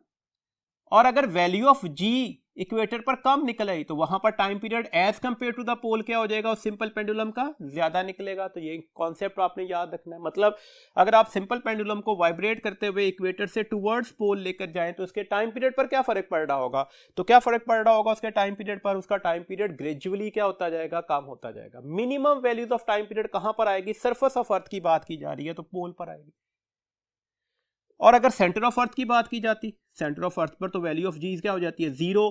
तो जब टाइम पीरियड के फॉर्मूला में वैल्यूज लगाएंगे 2 pi L by g under root और जी की जगह जीरो लगा दे तो समथिंग बाय जीरो क्या हो जाता है, इन्फिनिटी। तो अब इसका टाइम पीरियड क्या हो जाएगा सिंपल पेंडुलम का, that would be taken as the infinity. जी हमारे पास एक टर्म यूज होती है सेकंड्स पेंडुलम। तो क्या होता है जी सेकंड्स पेंडुलम, एक ऐसा पेंडुलम जिसका जो टाइम पीरियड होगा ना उसे 2 सेकंड बोला जाता है, तो उसको हम बोलते हैं कि ये सेकंड्स पेंडुलम है। ऑब्वियसली इसकी फ्रीक्वेंसी क्या हो जाएगी, 1 बाय टाइम पीरियड का फॉर्मूला 1/2 दैट इज 0.5 हर्ट्ज। इसकी लेंथ क्या होगी। अब देखें ऐसे क्वेश्चंस भी पेपर में आ सकते हैं, आपके पास टाइम पीरियड दिया जाए, लेंथ कैलकुलेट कर ले, तो लेंथ तो इसकी फिक्स होती है लेकिन हम कैलकुलेशंस करके देख लेते हैं। देखिए हमारे पास टाइम पीरियड का फॉर्मूला क्या निकला, that is 2 pi under root L by G. आप इसे कैसे लिखेंगे, this one is the T square 4 pi square L by G. मैंने क्या किया, दोनों साइड पर स्क्वायर ले लिया। इसका मतलब है ये क्लियर हो गया कि एल किसके बराबर आ जाएगा, G T square divided by 4 pi square. ये 4 पाई स्क्वायर इधर आकर डिवाइड हो जाएगा और जी इधर जाके मल्टीप्लाई हो गया। याद रखिएगा जी की वैल्यूज ऑलमोस्ट पाई स्क्वायर जितनी ही निकलती है, ये शॉर्टकट है, इसको याद रखना है एमसीक्यूज के लिए। तो डेट्स ये इसमें कैंसिल हो गया। तो एल की वैल्यूज किसके बराबर आ जाएगी, टी का स्क्वायर, टी कितना था 2 सेकंड, तो ये 4 हो जाएगी डिवाइडेड बाय 4। तो आंसर क्या निकला 1 मीटर, जिसे आप 100 सेंटीमीटर भी कहते हो रफली। वैसे ये अगर आप एग्जैक्ट वैल्यूज लगाए ना यहाँ पर तो 99.3 सेंटीमीटर के राउंड अबाउट निकलती है। तो बहरहाल ये बातें आपने एमसीक्यूज के लिए याद भी रखनी है। और कोई भी टाइम पीरियड दे दिया जाए 1 सेकंड 2 सेकंड 4 सेकंड, तो वहां से लेंथ कैलकुलेट करवाई जा सकती है। एक बात याद रखिएगा, अगर हम कहते हैं कि मून की सरफेस पर एक सेकंड पेंडुलम है तो उसकी लेंथ क्या होगी। आप सबको पता है मून की सरफेस के ऊपर वैल्यू ऑफ जी क्या हो जाती है, 1/6 the value of g on the earth. This means that देखें यहां पर टाइम पीरियड का फॉर्मूला हम लिखते हैं 2 पाई एल बाय जी। अब हम करना क्या चाह रहे हैं, हम करना चाह रहे हैं टाइम पीरियड वही रखना है। हमने सेकंड्स पेंडुलम उसे डिक्लेयर कर दिया तो वो तो वही रहेगा। तो ये l m over g m, time period तो सेम था ना। तो सिंपल इज दैट आपको नजर आ रहा है जिस रेशो से जी की वैल्यूज कम होगी उसी रेशो से एल की वैल्यूज को कम होना चाहिए, फिर ही ये आंसर सेम निकलेगा ना, फिर ही एल बाय जी का जो आंसर है वो एग्जैक्टली वही निकलेगा जो अर्थ वाला है। तो दिस मीन्स डेट अब length on the moon of surface क्या हो जाएगी, that is the length on the earth surface divided by the 6। Condition valid है कि हम यहां पर सेकंड पेंडुलम डिक्लेयर कर रहे हैं कि मून की सरफेस का जो सेकंड पेंडुलम होगा उसकी वहां पर उस पेंडुलम की लेंथ कितनी होगी। तो कितनी लेंथ निकली थी जी हमारे पास, ऑलमोस्ट 100 सेंटीमीटर। कहां पर, अर्थ के ऊपर। तो 100 को 6 से डिवाइड कर दें तो आंसर ऑलमोस्ट 16 सेंटीमीटर निकल आएगा। तो इस तरह से आपसे कुछ क्वेश्चंस पूछे जा सकते हैं, उसके रिलेशन इस तरह से ड्राइव हो सकते हैं। एनर्जी कंजर्वेशन का टॉपिक है जी सिंपल हार्मोनिक मोशन में।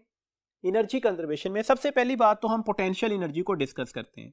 देखिए पोटेंशियल एनर्जी, हम जो एक्सटेंशन लाने के लिए स्प्रिंग में वर्क डन करते हैं ना, उस वर्क डन किस शक्ल में स्टोर होता है, पोटेंशियल एनर्जी की शक्ल में। इसका फॉर्मूला क्या निकलता है, 1/2kx²। देखिए थोड़ी वेरिएशन भी हो सकती है ना। आप सबको पता है k किसके बराबर होता है, दैट इज f/x। इसका मतलब है x किसके बराबर आ जाएगा, f/k के। अगर मैं x की वैल्यूज की जगह पर f/k पुट कर दूं तो f²/k² हो जाएगा, k से k² कैंसिल हो जाएगा। तो ये फॉर्मूला ये भी लिखा जा सकता है। बात का तो आपको डिसीव करवाया जाता है आपके नॉन फार्मूला से, जो आपके ध्यान में प्रिंट हो चुके फार्मूला, उससे थोड़ा फार्मूलास को चेंज कर दिया जाता है।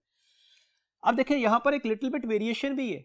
देखिए अगर आपसे ये कहा जाए कि x कांस्टेंट था, हमारे पास दो ऑक्सीलेटरी सिस्टम से, उसमें हमने डिस्प्लेसमेंट कांस्टेंट ले ली, तो उनके जो स्प्रिंग कांस्टेंट की रेशो है वो सेम वही निकलेगी जो उनकी पोटेंशियल एनर्जीज की रेशो है, बिकॉज आपस में कौन सा रिलेशन आ गया, डायरेक्ट।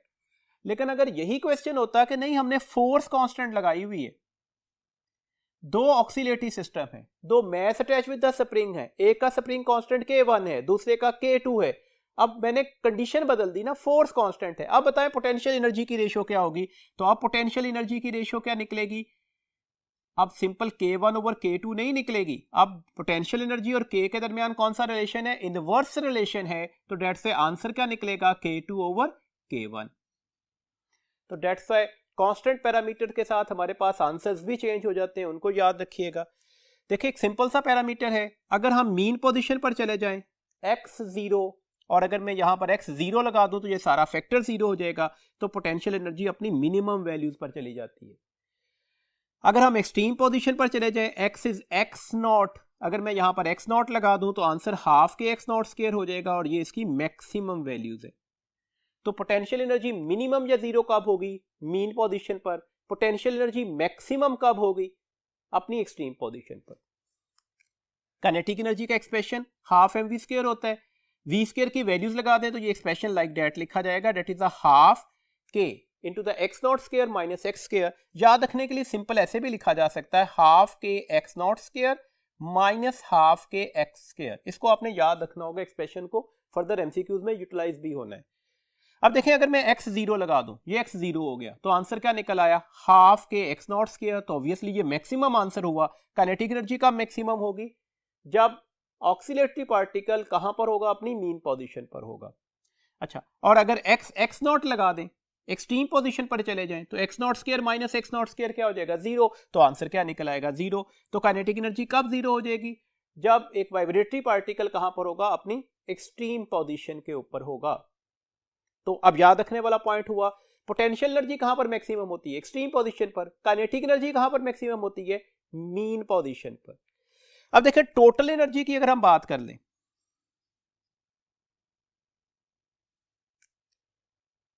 मीन पोजीशन पर टोटल एनर्जी क्या होगी। मीन पोजीशन पर काइनेटिक एनर्जी की वैल्यू तो हाफ के x0² थी, जबकि पोटेंशियल एनर्जी की वैल्यू 0 थी। तो टोटल एनर्जी दोनों को जमा करके ली जाएगी, तो आंसर क्या निकलेगा, हाफ के x0²। एक्सट्रीम पोजीशन की बात कर लें, एक्सट्रीम पोजीशन के ऊपर पोटेंशियल एनर्जी की वैल्यूज क्या थी, हाफ के x0², जबकि काइनेटिक एनर्जी की वैल्यूज क्या थी, that would be taken as the 0। तो दैट्स व्हाई अगर ये 0 में हाफ के x0² ऐड करें तो आंसर फिर भी क्या निकलेगा, हाफ के x0² ही निकलेगा किसी भी लम्हे के ऊपर। तो आप इंस्टेंटेनियस वैल्यूज, आप पोटेंशियल एनर्जी की instantaneous values of the kinetic energy में ऐड कर दीजिएगा। अब इसकी वैल्यूज क्या है, हाफ के x², इसकी वैल्यूज क्या है, half K X not square minus half K x square, ये आपस में कैंसिल हो जाएंगे तो फिर भी क्या बचेगा, half K X not square ही। इसका मतलब है टोटल एनर्जी हर पॉइंट पर मैक्सिमम भी होगी और कांस्टेंट भी होगी।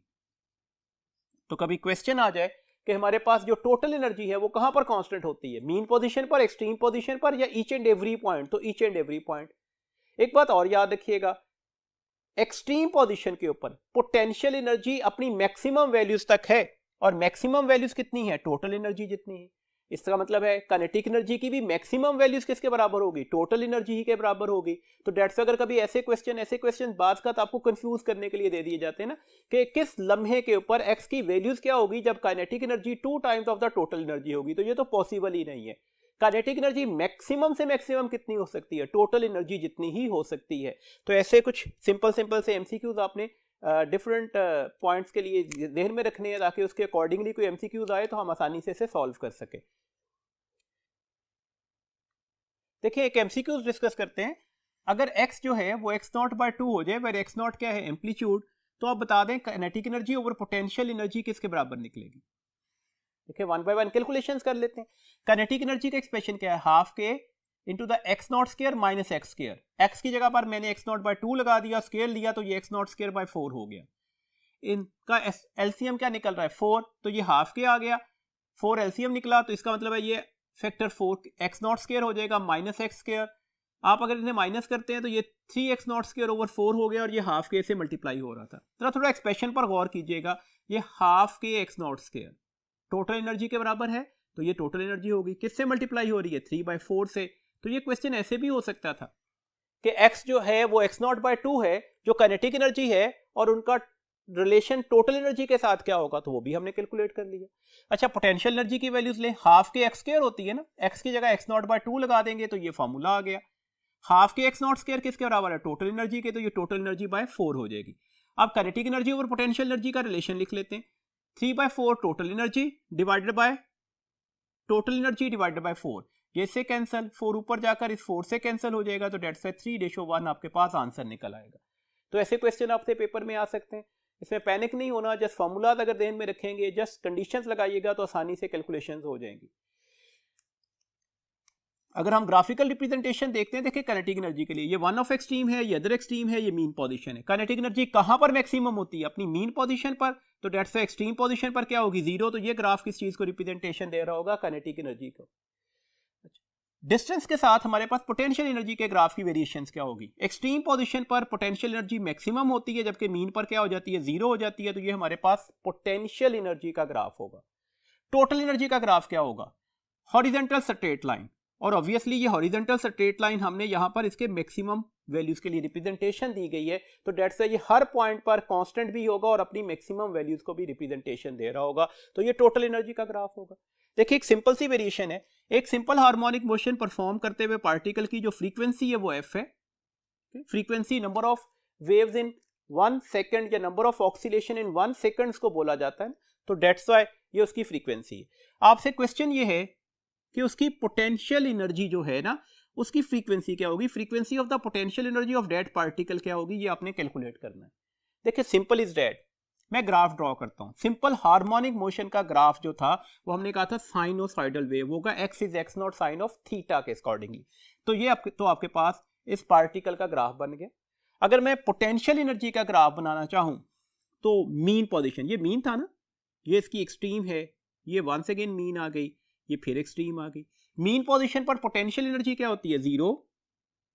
एक्सट्रीम पर पोटेंशियल एनर्जी क्या हो जाएगी, मैक्सिमम, फिर 0 हो गई, फिर एक्सट्रीम पर क्या हो जाएगी, मैक्सिमम, और जब मीन पर जाएगा फिर क्या हो जाएगी, 0। तो ये ग्राफ बन गया।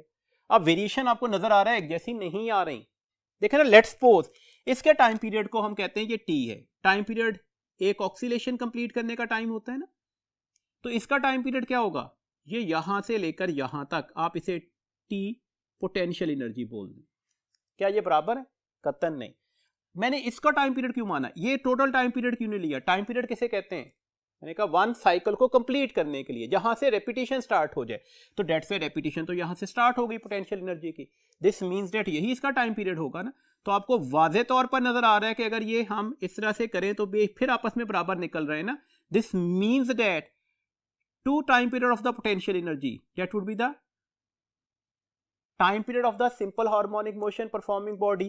This means that हमारे पास टाइम पीरियड किसके बराबर आ जाएगा पोटेंशियल एनर्जी का, T/2. टाइम पीरियड और फ्रीक्वेंसी में कौन सा रिलेशन होता है, इनवर्स रिलेशन होता है. अगर टाइम पीरियड हाफ हुआ तो ऑब्वियसली फ्रीक्वेंसी क्या हो जाएगी, वो डबल हो जाएगी. तो frequency of the potential energy किसके बराबर आ जाएगी, 2 times of the frequency of a particle performing the simple harmonic motion. Kinetic energy में भी सेम यही रिलेशन बनेगा. मतलब मेरा कहने का है कि F काइनेटिक एनर्जी किसके बराबर आ जाएगी, 2 times of the frequency of the simple harmonic motion. जबकि अगर टोटल एनर्जी की फ्रीक्वेंसी लेनी हो तो टोटल एनर्जी कांस्टेंट लाइन है, तो यहां पर हमारे पास इसकी फ्रीक्वेंसी क्या निकलेगी, डेट वुड बी द 0. जबकि इसका टाइम पीरियड क्या निकलेगा, पता नहीं कब जाकर अपनी वेरिएशंस को कंप्लीट करते हैं, तो that would be the infinity. Next हमारे पास एक कॉन्सेप्ट था जी फेज का. फेज एक ऐसा एंगल है जो एक्चुअली एक पार्टिकल को जो एग्जीक्यूट कर रहा है सिंपल हार्मोनिक मोशन, उसके डिस्प्लेसमेंट और उसकी डायरेक्शन के बारे में इंफॉर्मेशन देगा. हम जनरल इसका expression x is x0 sine of theta के साथ लिखते हैं. ये थीटा एंगल फेज एंगल है. देखा ना, एक पार्टिकल था, वो इस पॉइंट से स्टार्ट लिया और यहां तक कुछ टाइम के बाद पहुंच गया, तो इसका प्रोजेक्शन कहां पर वाइब्रेट करना शुरू कर देगा, 1 ऑफ द डायमीटर पर. ये मैंने n पॉइंट से इसके प्रोजेक्शन को डिफाइन कर दिया. यहां से हमने ये इक्वेशन बना ली थी. अब x0 साइन थीटा को रिप्रेजेंटेशन दे रहा है. लेट्स सपोज ये पार्टिकल जब अपनी मोशन स्टार्ट कर रहा है, टाइम 0 था, तो वो अपनी इस जगह पर, इस पॉइंट पर, रेफरेंस लाइन पर नहीं है, यहां से स्टार्ट कर रहा है. कुछ देर के बाद ये पॉइंट यहां पर आ गया. अब हमारे पास अगर हम लिखते x is x0 sine theta, तो थीटा तो ये एंगल है ना. थीटा ये एंगल होने का मतलब है हम सिर्फ ये वाले डिस्टेंस को डिस्कस कर रहे हैं, हम सिर्फ ये वाले डिस्टेंस की बात बता रहे हैं. जबकि अगर हम डेफिनेशन पर फोकस करें तो डिस्प्लेसमेंट हम कौन सा डिस्टेंस देते हैं, फ्रॉम द मीन पोजीशन. इसका मतलब है हमें ये डिस्टेंस अभी इसमें ऐड करना पड़ेगा. उसके लिए ये एंगल जिसे आप इनिशियल फेज बोलते हो वो ऐड करना पड़ेगा. तो डेट्स इसका एक्सप्रेशन जो होगा वो हम लिखते हैं x is x0 sine of theta plus phi, where phi क्या है, इसका इनिशियल फेज. ये इसका इनिशियल फेज का कॉन्सेप्ट है और थीटा उसका कवर्ड एंगल था. यहां पर फेज क्यों नहीं लिखा, एक्चुअली यहां पर आप ऐसे भी तो लिख सकते हैं ना, थीटा प्लस 0. इनिशियल फेज हम बता रहे हैं कि यहां पर क्या है, 0 है. अच्छा, लेट्स सपोज जब टाइम 0 था उस वक्त हमारे पास पार्टिकल यहां से स्टार्ट लेकर यहां पर आ गया, तो इसका प्रोजेक्शन कहां पर आ चुका होगा, वो इस जगह से यहां पर आ चुका होगा. ऐसे ही हुआ जी. अब हमारे पास एक्सप्रेशन कैसे लिखा जाएगा, x is x0 sine of, ये थीटा एंगल तो है, साथ में ये इनिशियल फेज भी तो ऐड करना होगा ना. इनिशियल फेज आपको नजर आ रहा है, आप कितने एंगल पर आए, ये 90 डिग्री पर है. तो अगर मैं 90 प्लस थीटा कर दूं तो साइन ऑफ 90 प्लस थीटा किसके बराबर होता है, कॉस ऑफ थीटा के. तो दैट्स व्हाई ये एक्सप्रेशन इसके लिए आ जाएगा. दिस मींस दैट अगर ऑक्सीलेटरी मोशन परफॉर्म करता हुआ पार्टिकल मीन से एक्सट्रीम की साइड पर जा रहा है, तो एक्सप्रेशन लिखा जाएगा x is x0 sine of theta plus initial phase. और अब अगर वो एक्सट्रीम से टुवर्ड्स मीन पर आ रहा है तो अब एक्सप्रेशन लिखा जाएगा x is x0 cos of theta, और इसके साथ अगर कोई चीज ऐड हो रही है तो वो ऑब्वियसली इसका इनिशियल फेज लिया जाता है. आपसे कभी एक्सप्रेशन आ जाए कि हमारे पास एक पार्टिकल है, वो एग्जीक्यूट कर रहा है सिंपल हार्मोनिक मोशन को, उसके डिस्प्लेसमेंट की इक्वेशन ऐसे लिखी हुई है, x is x0 cos of theta. आप बता दें इसका इनिशियल फेज क्या होगा, तो क्या होगा जी उसका इनिशियल फेज 90 डिग्री. और अगर इनिशियल फेज 180 डिग्री होता तो साइन ऑफ थीटा प्लस 180 हम कैसे लिखते, minus x0 sine of theta के साथ. तो ये फेज का एक बेसिक सा कॉन्सेप्ट था जिसमें से कुछ एमसीक्यूज पूछे जा सकते हैं, ये आपने याद रखने होंगे. नेक्स्ट हमारे पास पॉइंट है जी रेजोनेंस का. रेजोनेंस क्या है, देखिए ना, लेट्स सपोज मेरे पास ये एक ऑक्सीलेटरी सिस्टम है, इसमें मेरे पास एक सिंपल पेंडुलम मैंने A, एक B और एक C ले लिया. इन सब को मैंने एक कॉर्ड के साथ बांध दिया है. कॉर्ड इसमें इस तरह से है कि ट्रांसफर ऑफ एनर्जी कर सकता है.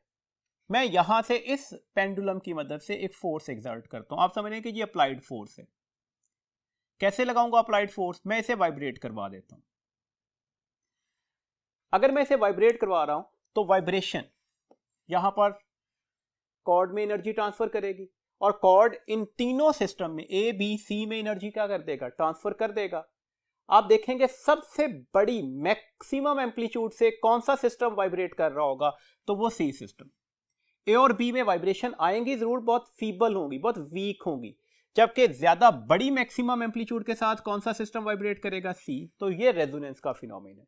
रेजोनेंस क्या है? रेजोनेंस ये है कि अगर हमारे पास अप्लाइड फोर्स की फ्रीक्वेंसी ऑक्सीलेटरी सिस्टम की फ्रीक्वेंसी से मैच कर जाए तो वहां पर रिस्पांस मैक्सिमम हो जाता है, या एम्पलीट्यूड ऑफ वाइब्रेशन मैक्सिमम हो जाता है, दैट इज रेजोनेंस। याद रखना है, रेजोनेंस पर ट्रांसफर ऑफ एनर्जी जो होता है वो मैक्सिमम होता है। Resonance is an example of the force vibration. Resonance की एग्जांपल्स क्या हैं? स्विंग है, ऑक्सीलेटिंग ब्रिज है। कौन सी एग्जांपल है जी? ये मैकेनिकल रेजोनेंस है। इसके अलावा दो हमारी बुक में इलेक्ट्रिकल रेजोनेंस की एग्जांपल्स दी गई। One of the tuning of radio.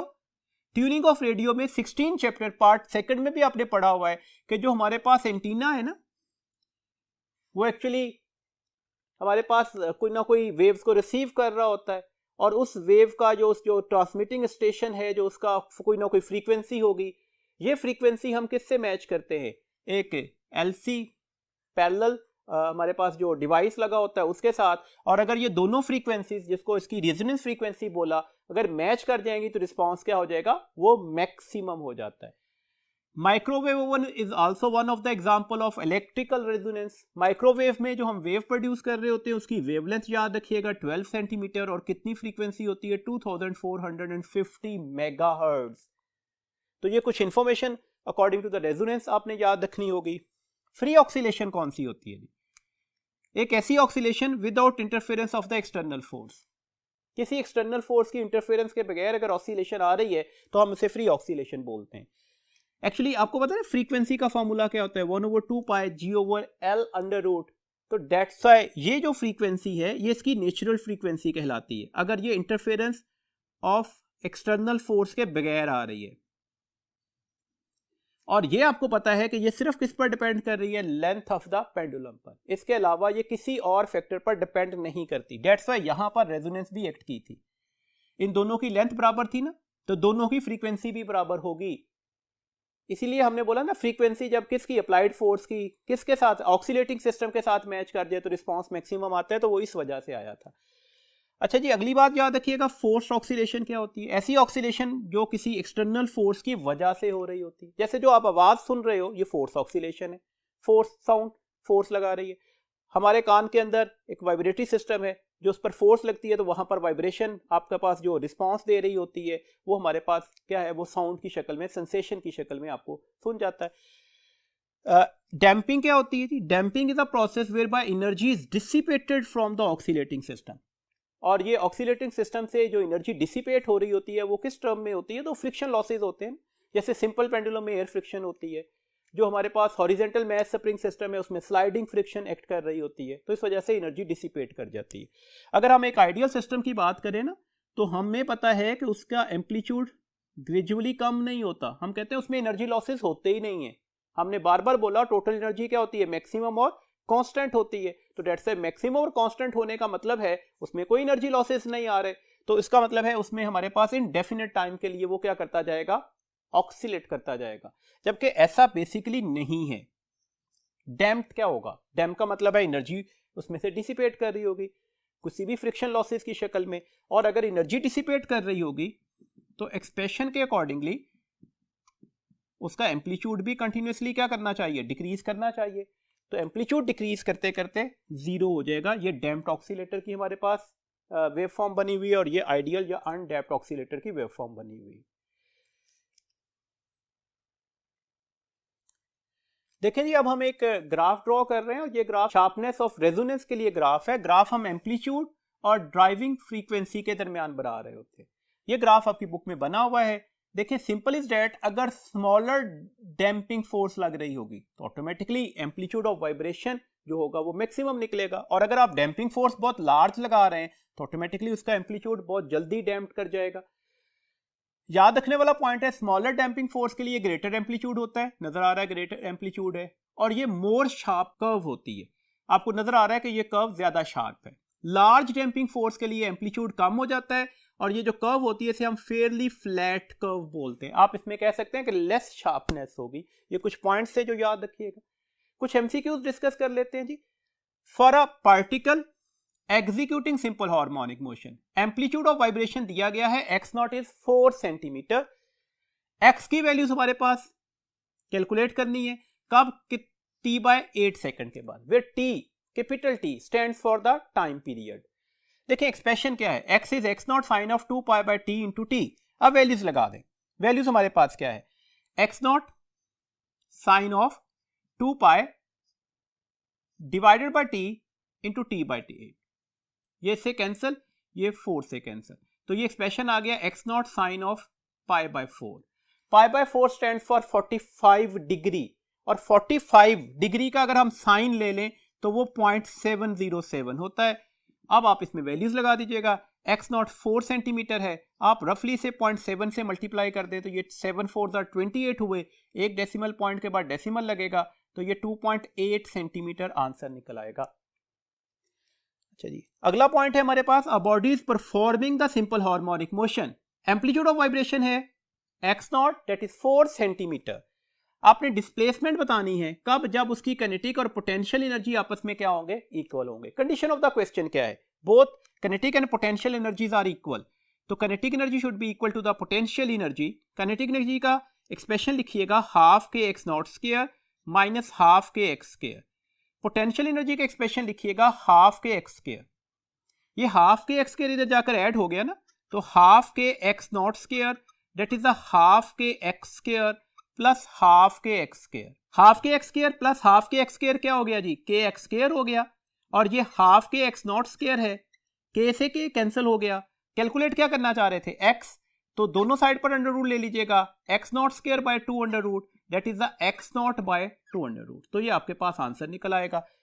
Generally यहां पर भी एक स्टूडेंट गलती करते हैं ना, जब क्वेश्चन पूछा जाता है किस डिस्प्लेसमेंट पर काइनेटिक और पोटेंशियल एनर्जी बराबर होंगी, तो वो फौरन से पहले x नॉट बाय 2 की ऑप्शन को टिक कर जाते हैं। तो ऐसा नहीं है। अब आंसर क्या है? x not by 2 under root. और अगर आपको x नॉट की वैल्यूज दी गई हो तो आप कैलकुलेशंस भी कर सकते हैं। तो अब हमारे पास x की वैल्यूज किसके बराबर आ जाएगी? x नॉट कितना है? 4 centimetre divided by 2 under root. तो ये आपके पास इसकी वैल्यूज ड्राइव हो सकती है। अच्छा, आप इसको ऐसे भी लिख सकते थे ना, that is 2 multiply by 2 over 2 under root लिखा जा सकता है। और 2 को आप 2 under root into 2 under root भी तो लिख सकते हैं। 2 under root into 2 under root actually क्या होगा? 2 अंडर रूट का स्क्वायर, स्क्वायर से स्क्वायर रूट कट गया तो वो 2 ही था ना, और ये डिवाइड किससे हो रहा था? 2 अंडर रूट से, ये से कट गया, तो आंसर को ऐसे भी लिखा जा सकता था जी। एक और एमसीक्यूज है, student want to make a pendulum whose time period is 1 second. वो 1 सेकेंड का टाइम पीरियड जितना सिंपल पेंडुलम बनाना चाहता है। He use a string L and found उसका जो टाइम पीरियड था वो 1/2 सेकेंड निकला। To get the desired time period, desired time period कितना है? 1 second. Length of the string would B.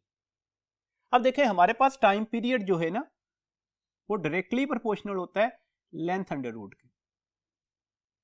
इसका मतलब है टाइम पीरियड और टी प्राइम की जो रेशियो होगी वो भी क्या होगी? L ओवर L प्राइम की रेशियो, साथ में अंडर रूट भी ले लेते हैं। अब देखिएगा हमारे पास टाइम पीरियड चाहिए कितना था? डिजायर्ड टाइम पीरियड कितना था? 1। टाइम पीरियड निकला कितना? L सिटिंग का 1/2। इसकी लेंथ क्या है ये हमने मालूम करनी है, और ये लेंथ हमें दी गई थी कितनी थी? L थी, और इसके साथ हमें क्या लेना है? Under root. दैट्स व्हाई ये लिखा जाएगा 2/1 इज L प्राइम जो लेना चाह रहे थे डिवाइडेड बाय L। तो अब हमारे पास दोनों साइड पर स्केयर ले लीजिएगा, तो ये 4/1 हो जाएगा, ये L प्राइम ओवर L हो जाएगा। दैट्स व्हाई कितनी लेंथ निकल आएगी? 4 टाइम्स ऑफ दैट लेंथ। तो दिस मीन्स दैट ये हमारे पास करेक्ट ऑप्शन होगी। नेक्स्ट क्वेश्चन देखिएगा, if a mass of pendulum is doubled then its time period. Mass of pendulum is doubled, तो इसके टाइम पीरियड पर क्या फर्क पड़ेगा? टाइम पीरियड जो है वो independent of the mass of the pendulum होता है, तो टाइम पीरियड पर कोई फर्क नहीं पड़ेगा, time period would remain as same. Next question देखिएगा, if amplitude of vibration increases कितने time? 2 times, then total energy पर क्या फर्क पड़ना चाहिए? क्या रिलेशन है जी टोटल एनर्जी और एम्पलीट्यूड का? The total energy is taken as a half K X not square. इसका मतलब है टोटल एनर्जी और एक्स नॉट स्क्वायर में डायरेक्ट रिलेशन है। दिस मीन्स दैट अगर मैं इसे डबल कर दूं तो ये कितने गुना बढ़ेगी? 4 टाइम्स बढ़ रही होगी। तो एक्स नॉट को डबल करने से टोटल एनर्जी में कितने टाइम चेंज आ रहा है? 4 टाइम्स चेंज आ रहा होता है। इस यूनिट में आने वाले लास्ट ईयर के कुछ एमसीक्यूज को डिस्कस करते हैं जी।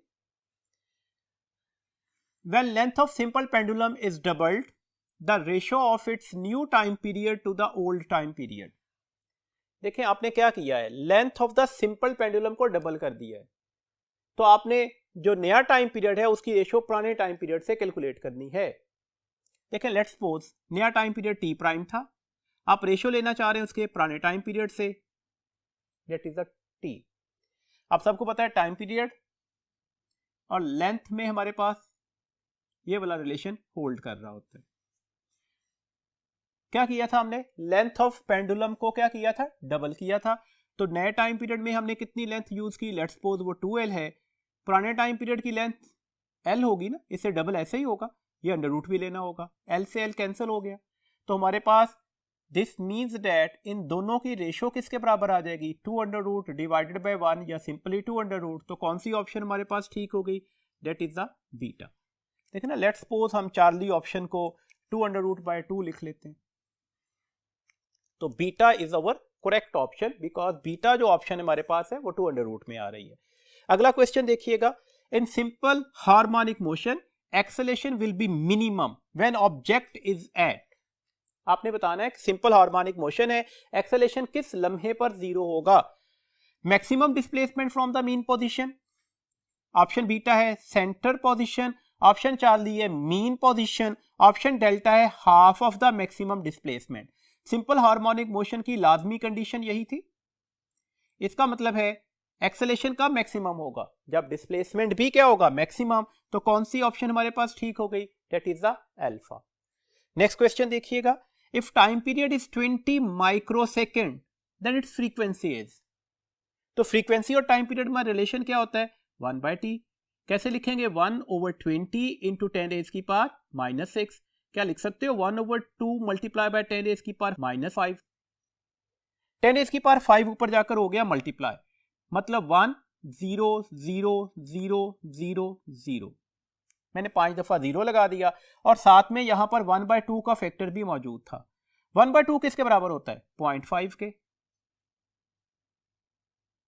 तो अगर मैं 0.5 को इस वैल्यू से मल्टीप्लाई करूंगा तो ऑब्वियसली ये 0.5 का मतलब 5/10 ही होगा ना, तो एक 0 और खत्म हो जाएगा।